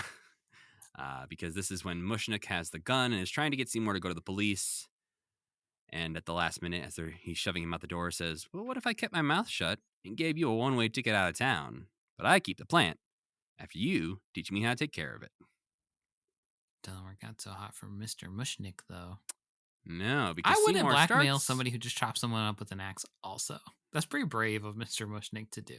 fair, but he also has the gun, so he probably I feels a guess little so. safer in this moment. Yeah, And then Seymour kind of murders Mr. Mushnick. he lightly murders him. He's an accessory to Yeah. murder. He pushes him towards his certain death Yeah. as he sort of walks him backwards towards the plant that obviously Mr. Mushnick does not know is dangerous, but Seymour very much knows is dangerous. In the play, this is a thing that is very different as well, where Seymour fully tells Mr. Mushnick, like, hey, the financial documents, I hid them inside of the plant. Oh. You should go in there and get the financial documents. Okay. And he's like, okay, if you say so. So they're hedging a Gulp. little bit. They're hedging a little bit. They're making Seymour more blameless in the movie. Correct. Okay. Interesting. Yeah, I guess like one of the things that bothered me about the about the new ending is that Seymour did deserve to die. But I guess maybe you could make a case that it's a little more complicated than that with his behavior. In my opinion, Matt. Yeah. Well, this leads us to the song The Meek Shall Inherit, where as soon as Mr. Mushnick dies, apparently he was just in the way because Seymour gets rich and famous. Yeah, he I guess owns the flower shop now or something. I don't know. I guess if what you don't tell people won't hurt him. Right. And if he is sort of an adopted son, presumably he would inherit the flower shop. Yeah. But they put him on the cover of TV Guide and Life magazine, and they're giving him a TV show with gardening tips. And now Audrey 2 has grown gigantic, almost too big for the floral shop. And as Seymour's being interviewed for TV, Audrey 2 slumps over again, needing to be fed. He's embarrassing. You're embarrassing Stan, or he is embarrassing Seymour. He's ruining his big day. I mean, to be fair, Seymour's not looking too happy before this. I think he's starting to, the guilt is getting to him quite a bit. Yeah. You know, killing the dentist was one thing. Killing his adopted father is an extra step. Mm-hmm. Especially because now I think he's realizing, oh, how does this end? There's not a lot of people I know left to kill. Yeah, this is a small street, and it's going to get dark real soon if we start just being like, hey, random person, want to see my flower? Well, Seymour has a bit of a breakdown and runs away from the shop. Audrey chases after him and is like, hey, they said they'll come back tomorrow with a big old check to give you for doing the TV show. And he's like, you know what? Great idea. Let's take the check, take off, you and me, live together. You know what? Let's get married tonight, courthouse, late night wedding. Let's go. She loves it. She says yes. And then she rushes off to go get ready for, again, their late night City Hall wedding. It happens, Matt. Especially when Does you're a it? murderer. You have to get married at night. No one will see you. This is when Seymour tries to sneak out of the shop with his suitcases, but Audrey 2 either wakes up hungry or also is a plant and never really looks. Wasn't sleeping in the first place and he couldn't tell. I don't know. Yeah. Doesn't have eyes, so you don't really know where this plant is looking or is awake. So Audrey 2 is hungry, and Seymour offers to go get a bunch of meat from the butcher shop, which is his final offer, he says. While he's gone, Audrey 2 pulls itself over to the cash register. Mm-hmm. I'm laughing because this is one of my favorite moments of the entire movie. Pretty good. Grabs a quarter from the cash register so and places funny. a phone call to Audrey. Does it reaching his little pincher in there and getting the quarter out? Yeah.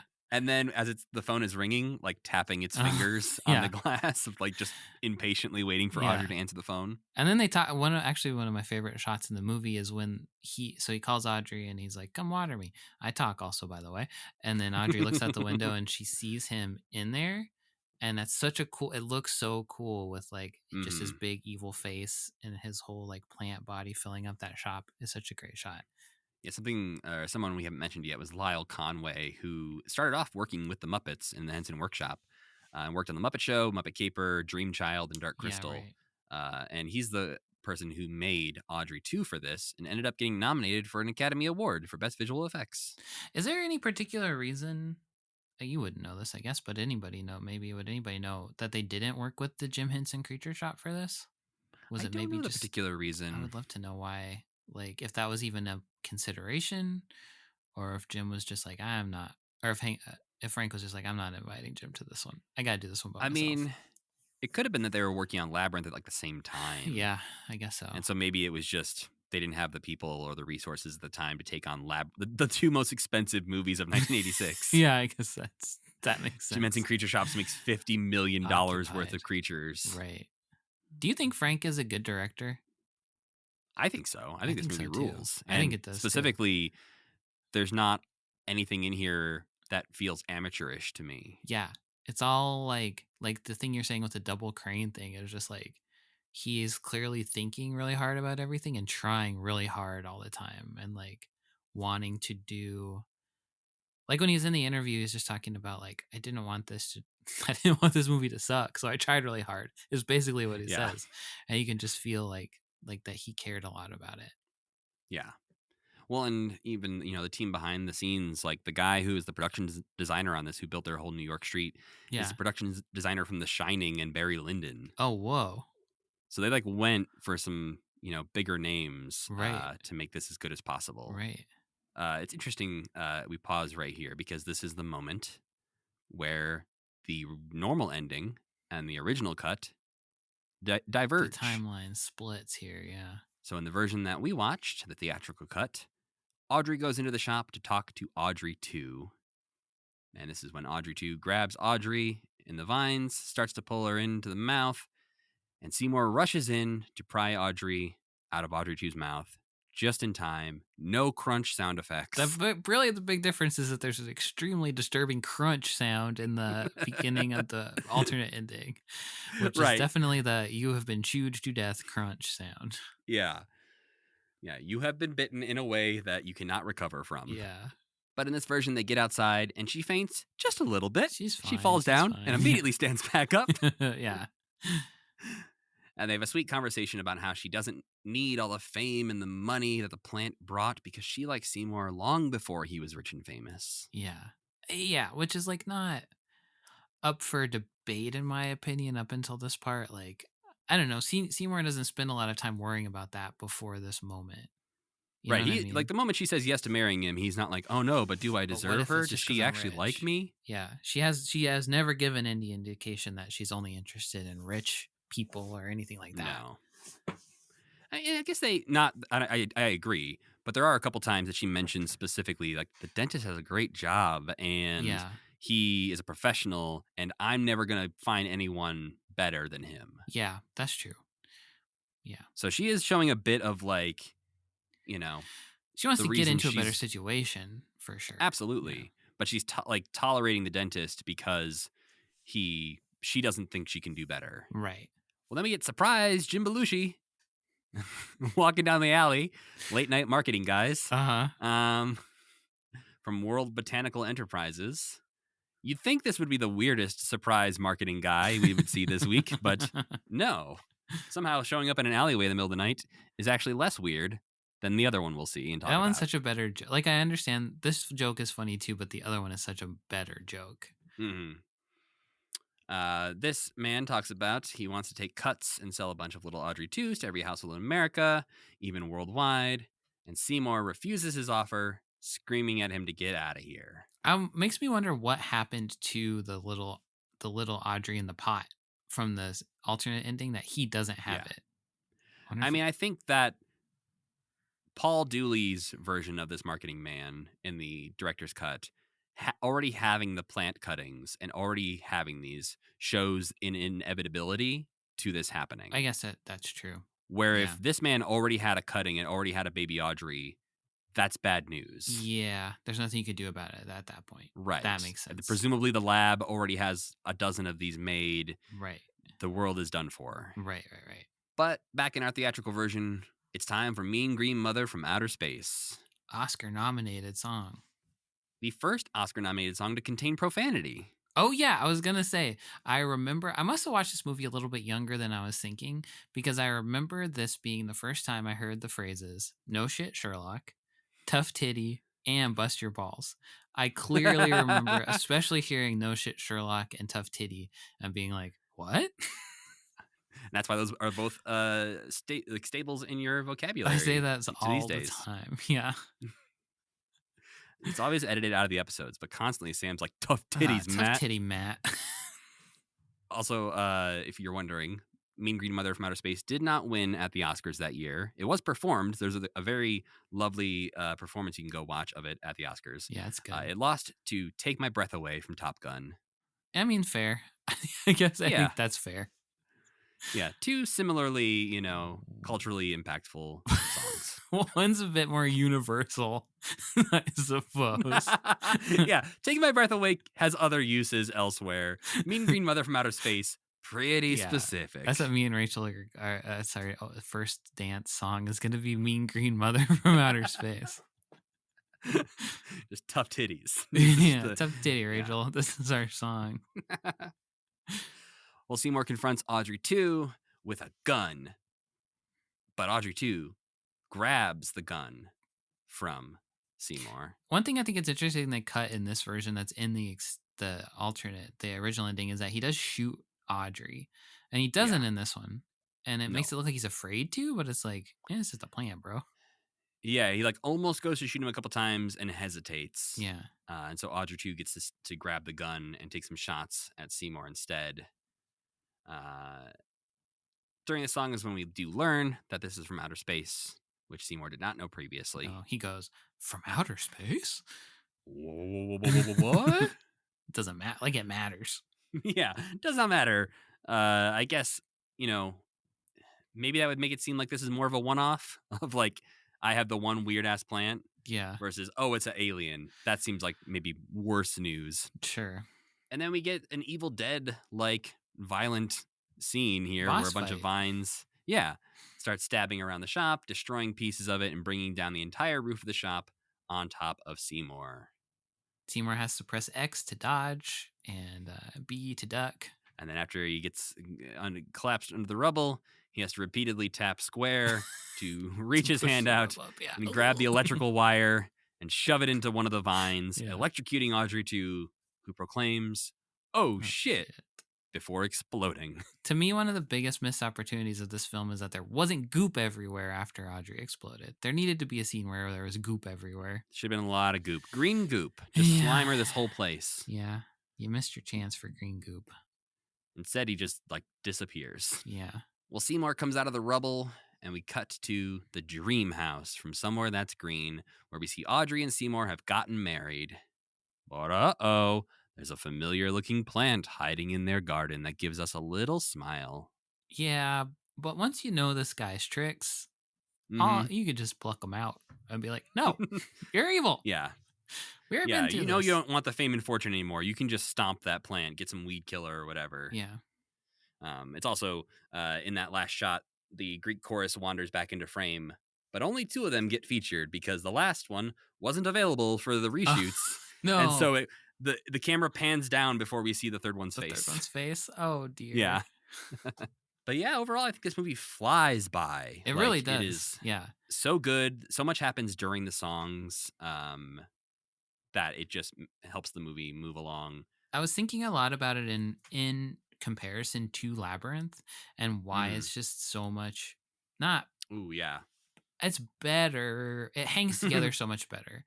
And it's just because I think a big part of it is there's a bad guy and it makes it so much more meandering to have David Bowie's character just be like, I'm kind of bad, but not really bad.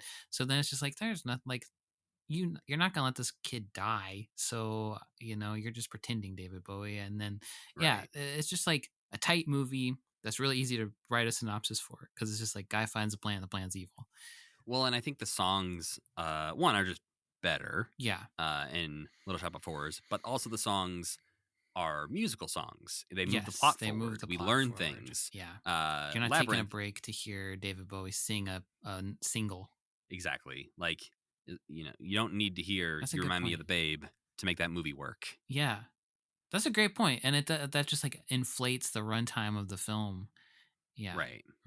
But let's rewind back in time, Sam, a little bit to 1998. Okay. So for the first time, a special edition DVD was released with this alternate ending on it. This was a black and white, unfinished ending to the film that you could watch as a bonus feature. But This was apparently taken from Frank Oz's personal VHS of the work print of the film Okay. without the knowledge and consent of David Geffen, the executive producer of the film.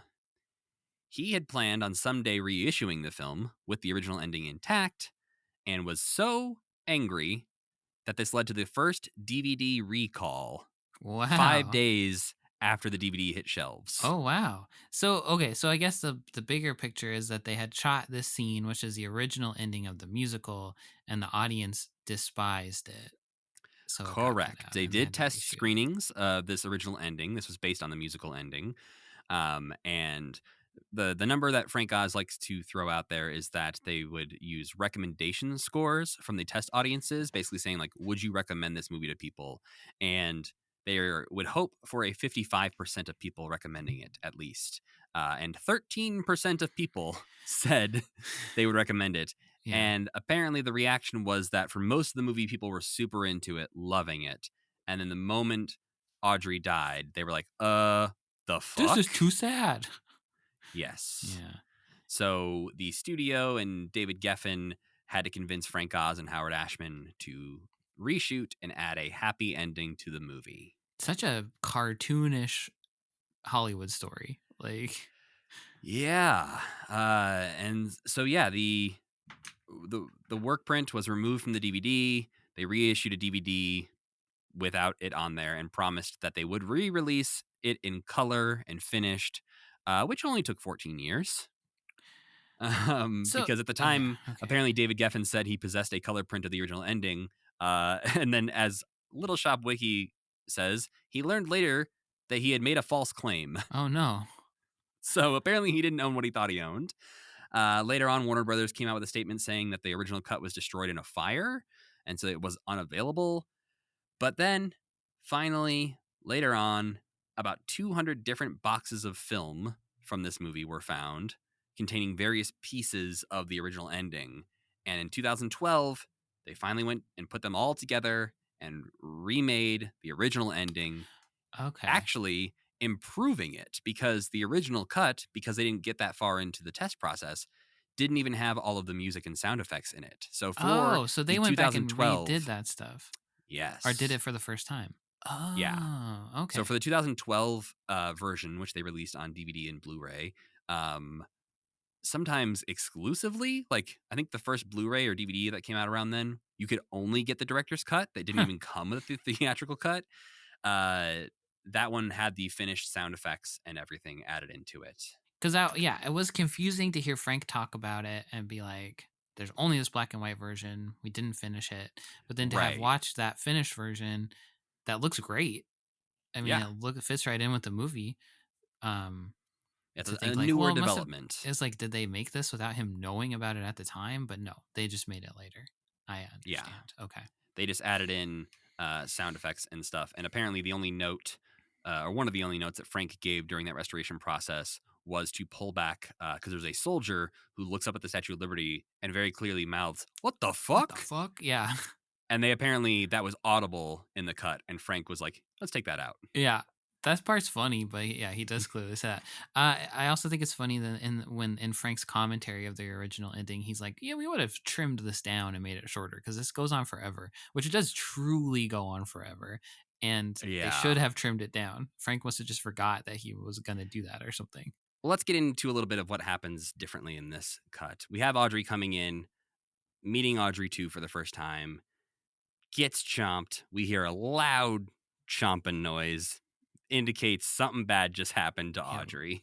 And he brings her outside, and it's almost immediately clear she is not going to survive this. Yeah, she says, "When I die, which will be any minute now." I like that. She also learns in this version that the plant did eat Oren and Mr. Mushnick. Yeah. She learns that she was not going to be the first victim. Yeah, there are little parts that don't work as well. Like that doesn't feel necessary for Audrey too to be like, "You're gonna join Mr. Mushnick and whatever." It's like Audrey don't give a shit about who he ate, and that feels like Right. unnecessary to me.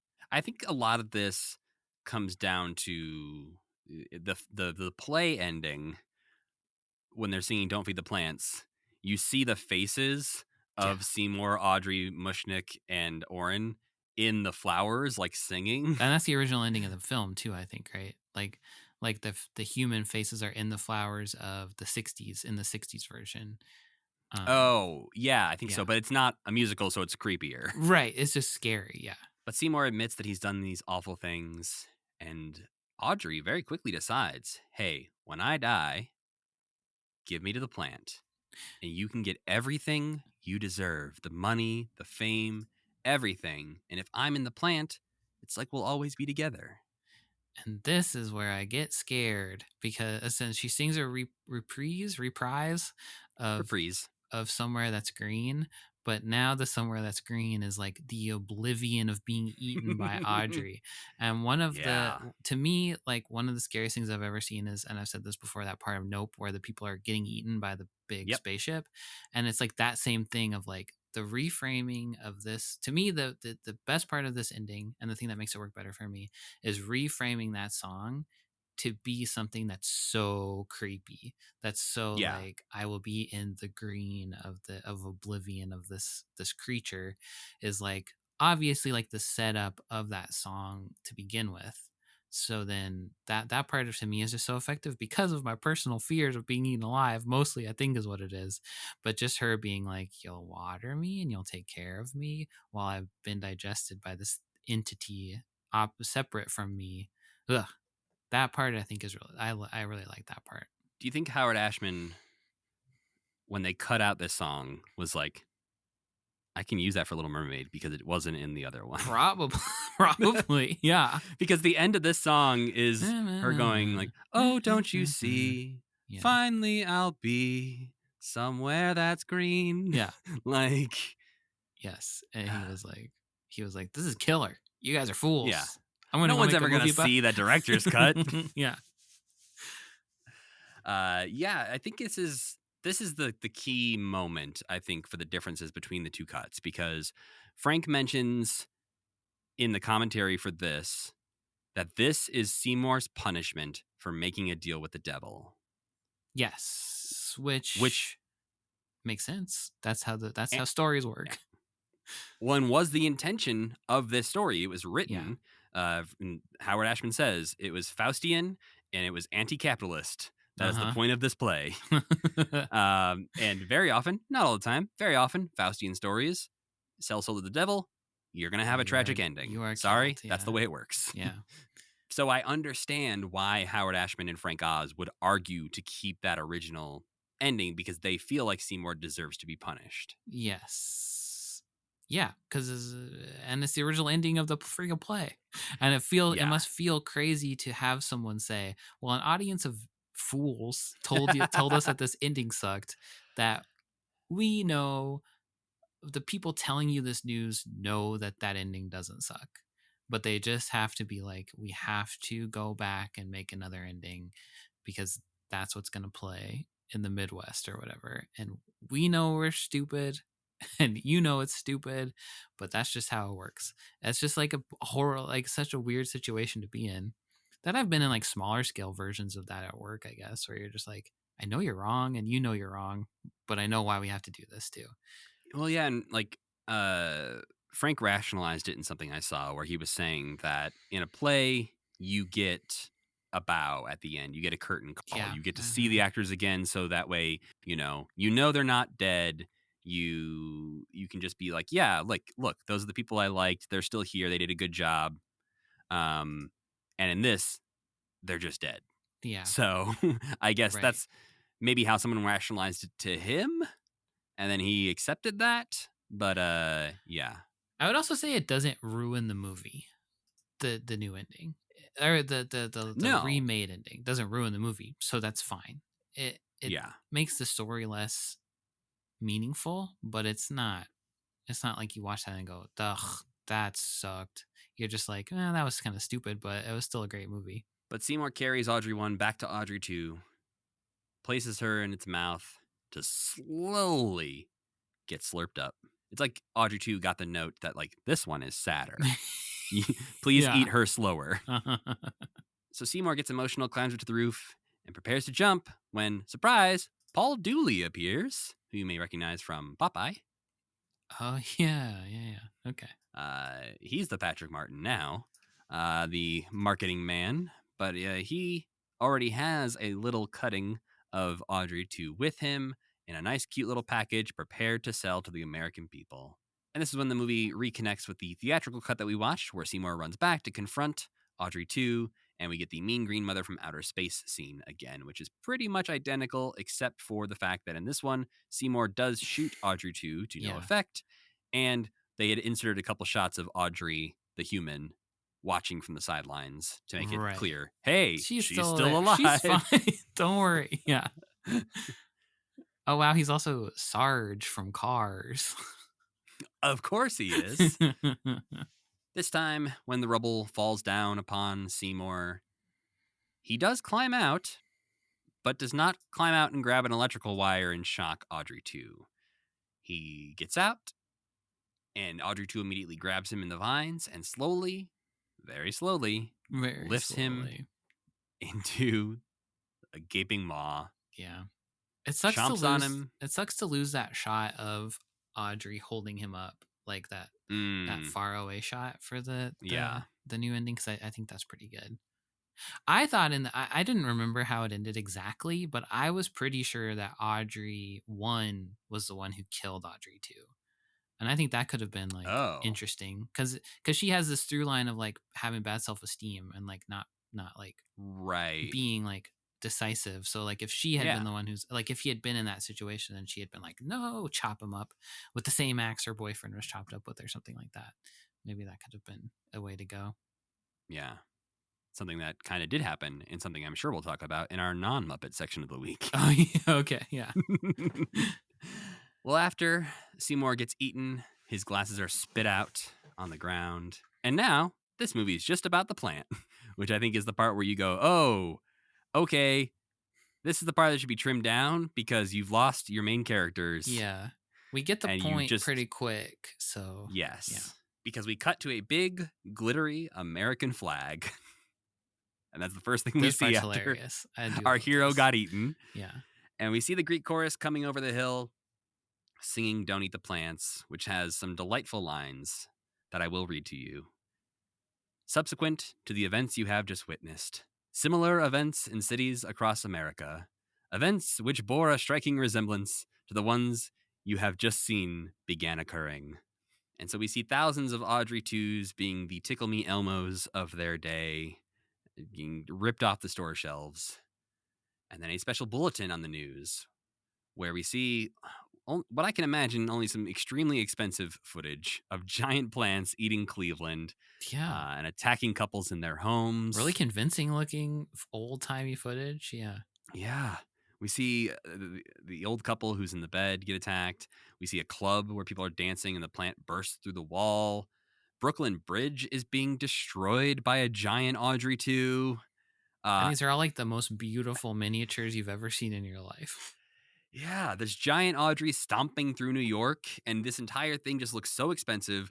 And this was right around the time I started chuckling to myself in watching this, just because of one, how ridiculously like Attack of the Killer Tomatoes style movie this becomes, and two, just because of how expensive this unseen footage was to make. And then how defeated you must be when you go back to make the new ending. It's just like, oh, whatever. And then they're all just climbing the Statue of Liberty as we see the end appear on the screen. But that's not it, because one last Audrey 2 bursts through the movie screen and eats us. I want to see that in the theater so bad. It is a little undercut by the moment he eats us. The credits come on and it's the very jaunty opening song. Sure. But I mean, yeah, you're right. It would be better if they had put the credits at the beginning and then they could end right there. But yeah. Or if it was even just like a little bit more of a pause, or choose a more, Mean Green Mother from Outer Space as like the first credits song or something like that. Yeah, that's true. It just feels so much like, and we're done. Yeah. All right, everyone out. That's true. It's, we're just having some fun here. You didn't really get eaten. It's okay. I did find that the black and white version worked really well too. Like I thought it looked cool when it was in black and white. and I kind of forgot that like it wasn't supposed to be that way. Yeah, the sort of Godzilla, King Kong inspired Yeah. stuff works a little better in the black and Yeah, white. but the lighting and color is so beautiful in the color version that I wouldn't Yeah, want it to be that way, but it does look good that way too. yeah, that'd be an extra step too far if they were like, and now the movie's also black and white. Yeah, right. Yeah, I think I said last week when we were announcing what we were going to watch that I didn't realize that there was even like a color version of this. I thought Yeah, it I was said I all watched it and still. you were like, "No, you didn't, you idiot." Again, I think we need to roll the tape back. I don't think I said it exactly that way. I haven't But I edited did that think at the episode yet, so time. I can make it be whatever I want. But I did think at the time that there was only the black and white cut with Frank's commentary. I thought that Yeah. was all we had to watch, which was from like I guess the '98 DVD. Mm-hmm. But you were wrong. But that's the director's cut. What do you think, Sam? Should they have left it in Yeah. original, untouched? Yeah. I think it Mm. would have been a more iconic film if they had. I mean, it's not that it's not an iconic film. I just think that is the ending. That is the little nastiness that makes you remember the thing. The like unsettling. Ugh. But Yeah. it lived quite a long, successful life before sure. that was ever seen. Absolutely. Yeah. So I don't know. To me it elevates it. I think they needed to cut down the destruction at the end of New York Yeah. for sure. Which there Frank, really is a knew. lot of plants busting through walls. Yeah, and that's pretty much the only trick they got is just busting through walls. So And again, it's a good trick, but if you watch the same magic trick 5 times in a row, Mhm. you get a little bored of it. yeah, if there had been more scenes of them doing stuff like the eating the train or like Yeah. throwing people in their mouths, like that Mm. would have been better. But really, they're just Yeah. like, "Hello, I'm busting through this building. You liked this building? Tough shit. I busted through it." And that part is a little too much. But to me, that the original intended ending is the only one that makes actual sense to make the story satisfying. But also, I mean, also the fact that they go to her dream house is a little bit Right. like, did they both die? Is that real? Ah. But it's not. I know it's not the intention really, but Yeah, I think the intention is like, fine, you want a happy ending? They get exactly what she dreamed of. That's where they live now. You're welcome. fuck you. Yeah, I don't know where I land, honestly. I don't know which one I prefer because I think it's way too long. And Yeah.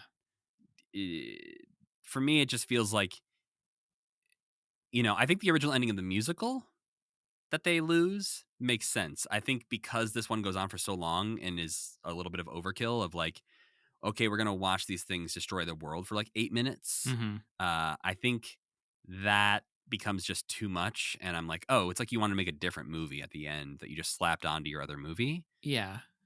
I mean, I think a lot of that is just the effect of it being unedited and whoever went back through didn't edit it.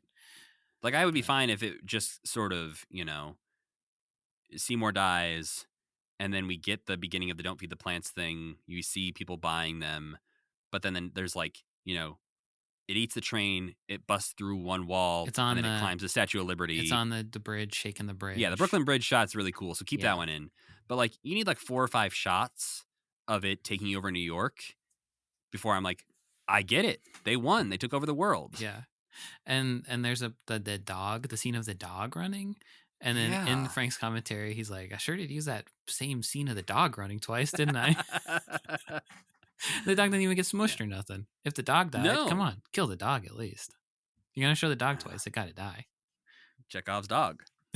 Yeah, if you show a dog once, it's fine. Twice, no, Gotta kill it. the dog gonna die. But yeah, I think overall, I would be okay with the director's cut if it was shorter. So I think as it stands, I prefer the theatrical cut. Like if I'm gonna rewatch this movie, I'm gonna watch the theatrical cut. And I'm evil, and I like the one where they all die. The only thing I wanted to mention before we wrap up our Little Shop of Horrors chat that I thought was interesting, in that watching some of the behind the scenes footage, you'll notice that when they're on set recording with the plant, it is in slow motion. You'll hear the music is slowed down. This is a great thing to mention. Yeah. Yeah. And it's because the plant, while the puppet, while great, doesn't move as fast or isn't able to articulate its mouth movements as quickly as it appears in the final film. And that's what I was wondering the whole time. I was like, how this is from the future. How did they do this? His mouth's moving so quickly. Yeah, so what they did was they filmed at 16 frames per second for the smaller Audrey 2, and then when they get a bigger Audrey 2, they slowed it down to 12 frames per second, speeding it up to twice the speed of 24 frames per second for the final film. Mm-hmm. So that meant that on set, the actors and everything had to lip sync and act to a slowed down half speed recording of the music. And there's a couple times, like if you're looking for it, you'll see the movement of Rick Moranis looks a little unnatural, but I think they do a great job across Yeah. the board. I never even suspected that until Frank talked about it in the commentary. Yeah.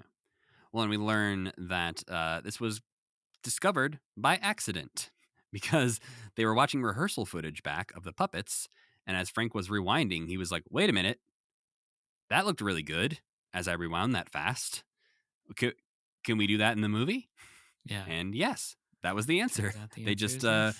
record everything slow, sped it up, which they do in a lot of music videos. Like you'll see, making of music videos things where they want to do a scene in fast motion. And so they'll be lip syncing to a song at half speed to play back normal. Uh-huh. But I think this is a great use of that kind of thing because Yeah, it the sells the effect is puppeteer. just perfect. Yeah. Like, there's never a moment in this film where you see a wire or have any reason to suspect that Audrey is anything except like 100% real. So, Right. This puppet in a movie coming out today would still be incredibly impressive. yeah. And yeah, that's the thing about a lot of puppets is like they're going to look good forever. Even Gizmo looks like shit. And people love Gizmo. Like, I don't know. Well, that does it for our little shop of horrors chat. Are you still confused as to why we watched it, Sam? No, actually, I'm way Okay. less confused now. I do think it's such a straight line, and like uh, all of his training, all of Frank Oz's training, really was leading to that moment. Everything's been leading to this, Sam. Really, yeah. When he's like talking about like I knew how hard I could push him down there, I could feel how the performers were performing, and like I knew what to do. Is just like nobody else could Right. have gotten that puppet performance out of that like 50-man crew manning the greatest puppet ever built for film. So Yeah. Rick Moranis says something along those lines when he's being interviewed by David Letterman, basically saying that like because Frank had that history with the Muppets, it helped a lot when it came to the creatures on set. Yeah. And I think like I love this movie. I love What About Bob. I just think there's something about Frank Oz that like speaks to me on a deep level. So the more Frank Oz we can get, the better, in my opinion. Now, if only Frank Oz would speak to us on this scared. podcast. I'd be too scared, but okay, maybe.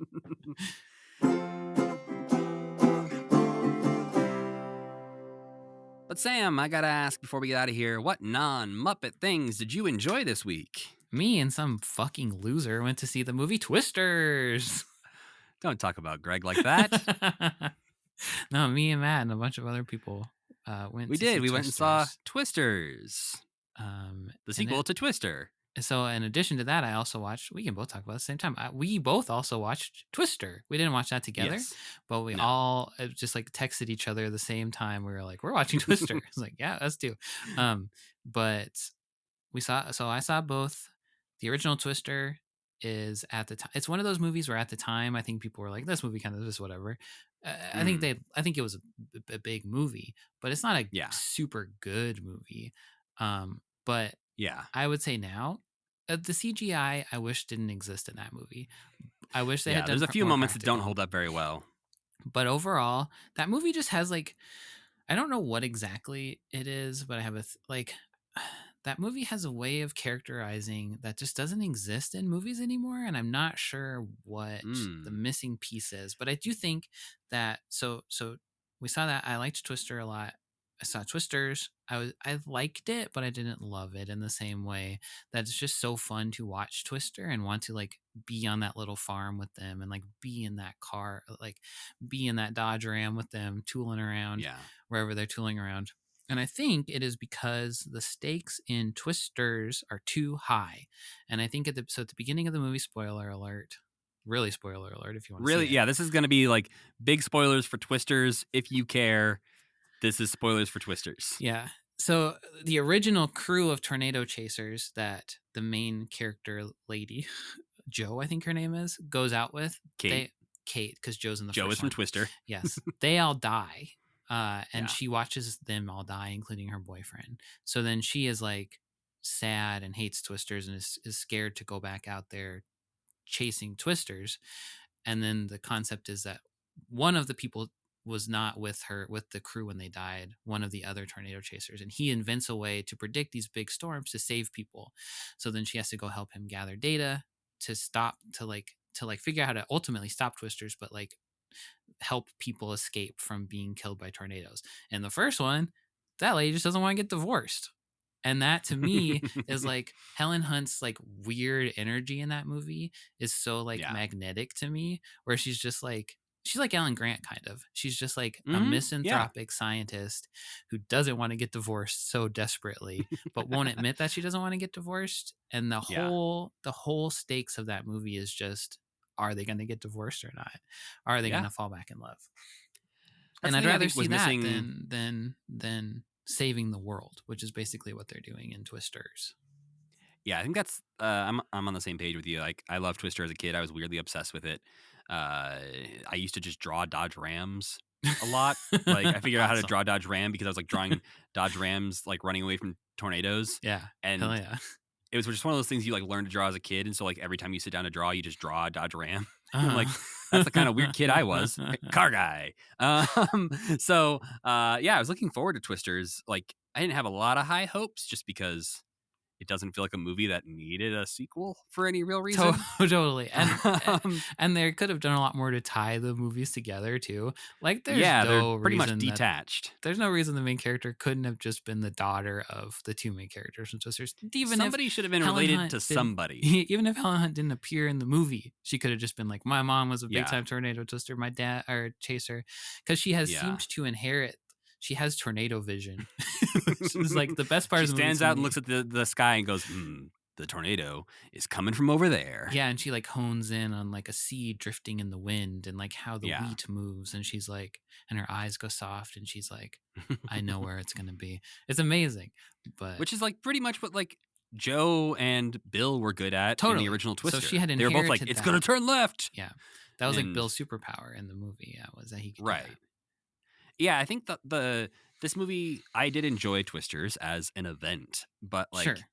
the heart is missing from it. And I think that's the main thing is like you have these two characters who were thrown together because they were married at some point, and you sort of understand their relationship a little bit better throughout the movie.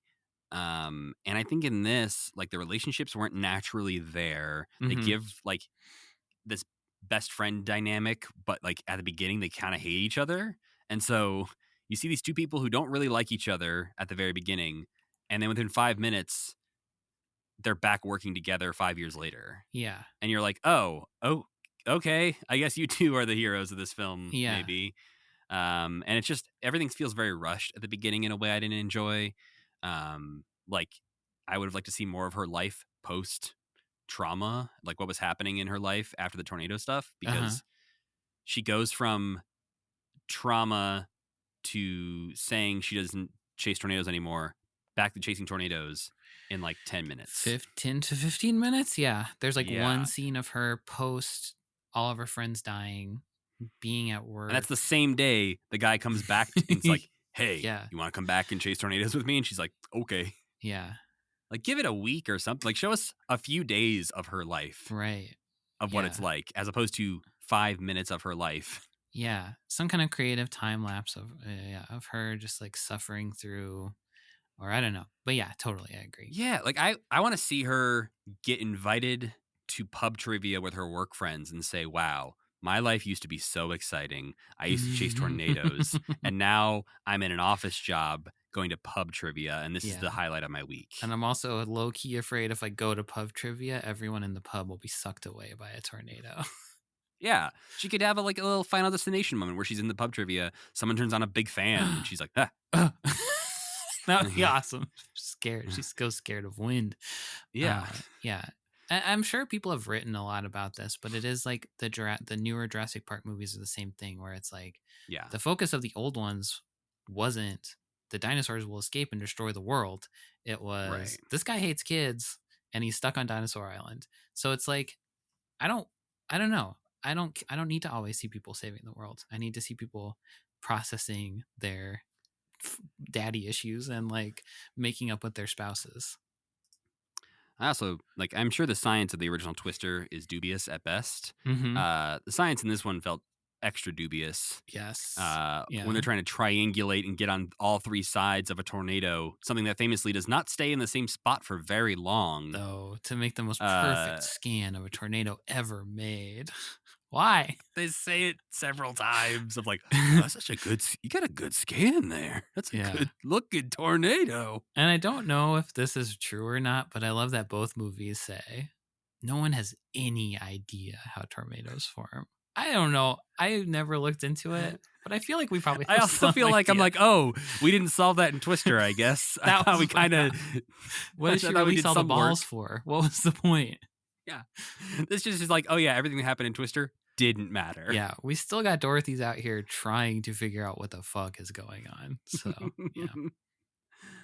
But it was fun. It's a fun movie to see in theaters. It's a fun movie to see with a bunch of we saw it in friends. IMAX, or I Yeah. guess like the sort of fake middle ground IMAX. Yeah. The best we Glenn, got in Missoula. Yeah, or for miles and miles and miles around. And Yeah. yeah, I think Glenn Powell was fun in it. I think there's a lot of like we were all doing like the Twister hand signal. We all got magnets for our car that had Glenn Powell's YouTuber personality logo the on horned it. tornado logo. Yeah. So there's a lot to like in it. It's just like you don't want to live You know in what it. my least favorite thing of the entire movie was? What? Their gross little handshake. The like They did like a little 2-finger like blip blip blip.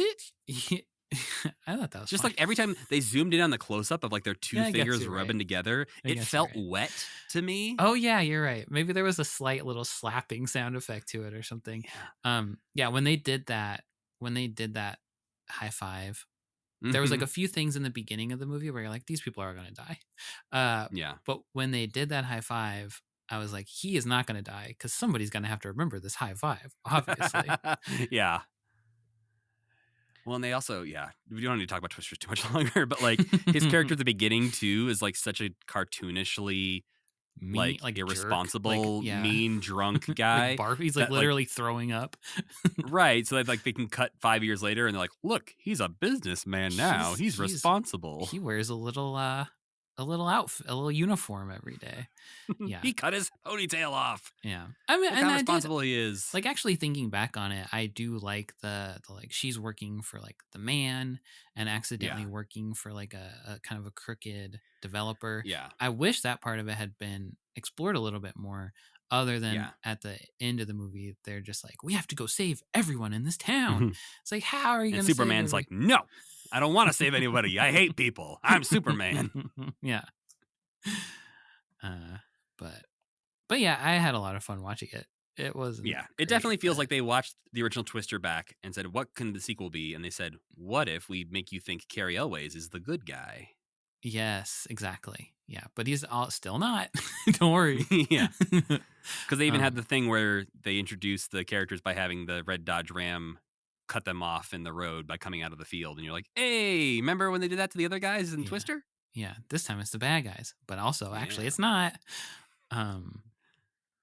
Yeah, there's a lot of fun parts where they're like, "Oh, you're a YouTuber," or also like, "Yeah, sorry, jeez." Well, and it's the curse of our job, Sam. Is whenever they start talking about numbers, they're like, "Yeah, we got 1 million subscribers," and I'm like, honestly, that's not that impressive anymore. For how many people you have employed, that's not going to work out for you, bud. If it was just Glenn Powell and maybe one other person, you can make that work, but you can't have 10 employees. Yeah, I think you're gonna need more subscribers, like and the multiples of millions to be able to keep up that money. Though I would say I think somebody live streaming themselves in the middle of a tornado, number one, internet I don't think would work. Number two, that would be amazing. I think people would actually like that. But yeah, the drone definitely wouldn't work the way it did in the movie. No. This has been Twister's Cast. Yeah. That's what happens when Sam and I go see the same movie. All right, so before we go, we got to let you know what we're watching next time. And next time, it's time to dive in to the best year of all, 1986. 1987. Oh, did something exciting and interesting and world-changing happen that year, Matt? Maybe At two things, actually? At least two things happened in 1987. Specifically in September of 1987. The world was changed forever. Were the two as main young- characters of the universe born? The two bouncing baby boys in different parts of the country were introduced to America, and there was just a shift in the futures. Yes, of the Jim world. felt it. Jim's like, oh. Oh. Well, coming up in 1987, we'll get to talk about the last season of Fraggle Rock, the pilot for Puppet Man, and a Muppet Family fuck Christmas. Yes, I'm so excited for Puppet Man. But next week, we're kicking off 1987 with a brand new show. Okay. The first episode of The Storyteller. Don't tell me. Hans my Hedgehog? It is Hans my Hedgehog. I love saying that so much. Hans my Hedgehog. You can watch Hans my Hedgehog on Peacock. Oh, wow. As of right now. It actually exists somewhere, huh? Yeah, That's they got all amazing. of them up there. Okay. And on top of Hans my Hedgehog, we'll also watch a pitch reel for a show that ended up not being made called Inner Tube, Oh, yes. Okay. which you can find on YouTube. But we need to thank our friend Tuna for making the music for this podcast and Cassie Wilson for singing our theme song. Don't forget to go to commitment.com for all your commitment needs. You can rate and review this podcast. Most places where you listen to podcasts have at least a star system or something. If you want to reach out to us, you can do so at mail@commitment.com, which a bunch of people have been doing recently. So thank you for that. And you can follow this podcast everywhere on social media at CommitmentPod. And you can follow me at Matthew Gatos. And you can follow me on social media at I'm Sam. I'm Sam Schultz. Oh no, I forgot. It's at I'm_Sam_Schultz. Thanks, Matt. We were just clarifying that because we realized recently that some people had no idea what the hell Sam was saying when he said, and I'm Sam Schultz. It's almost like you're a professional social media guy. Well, you know what? As always, Sam, keep believing. Keep pretending.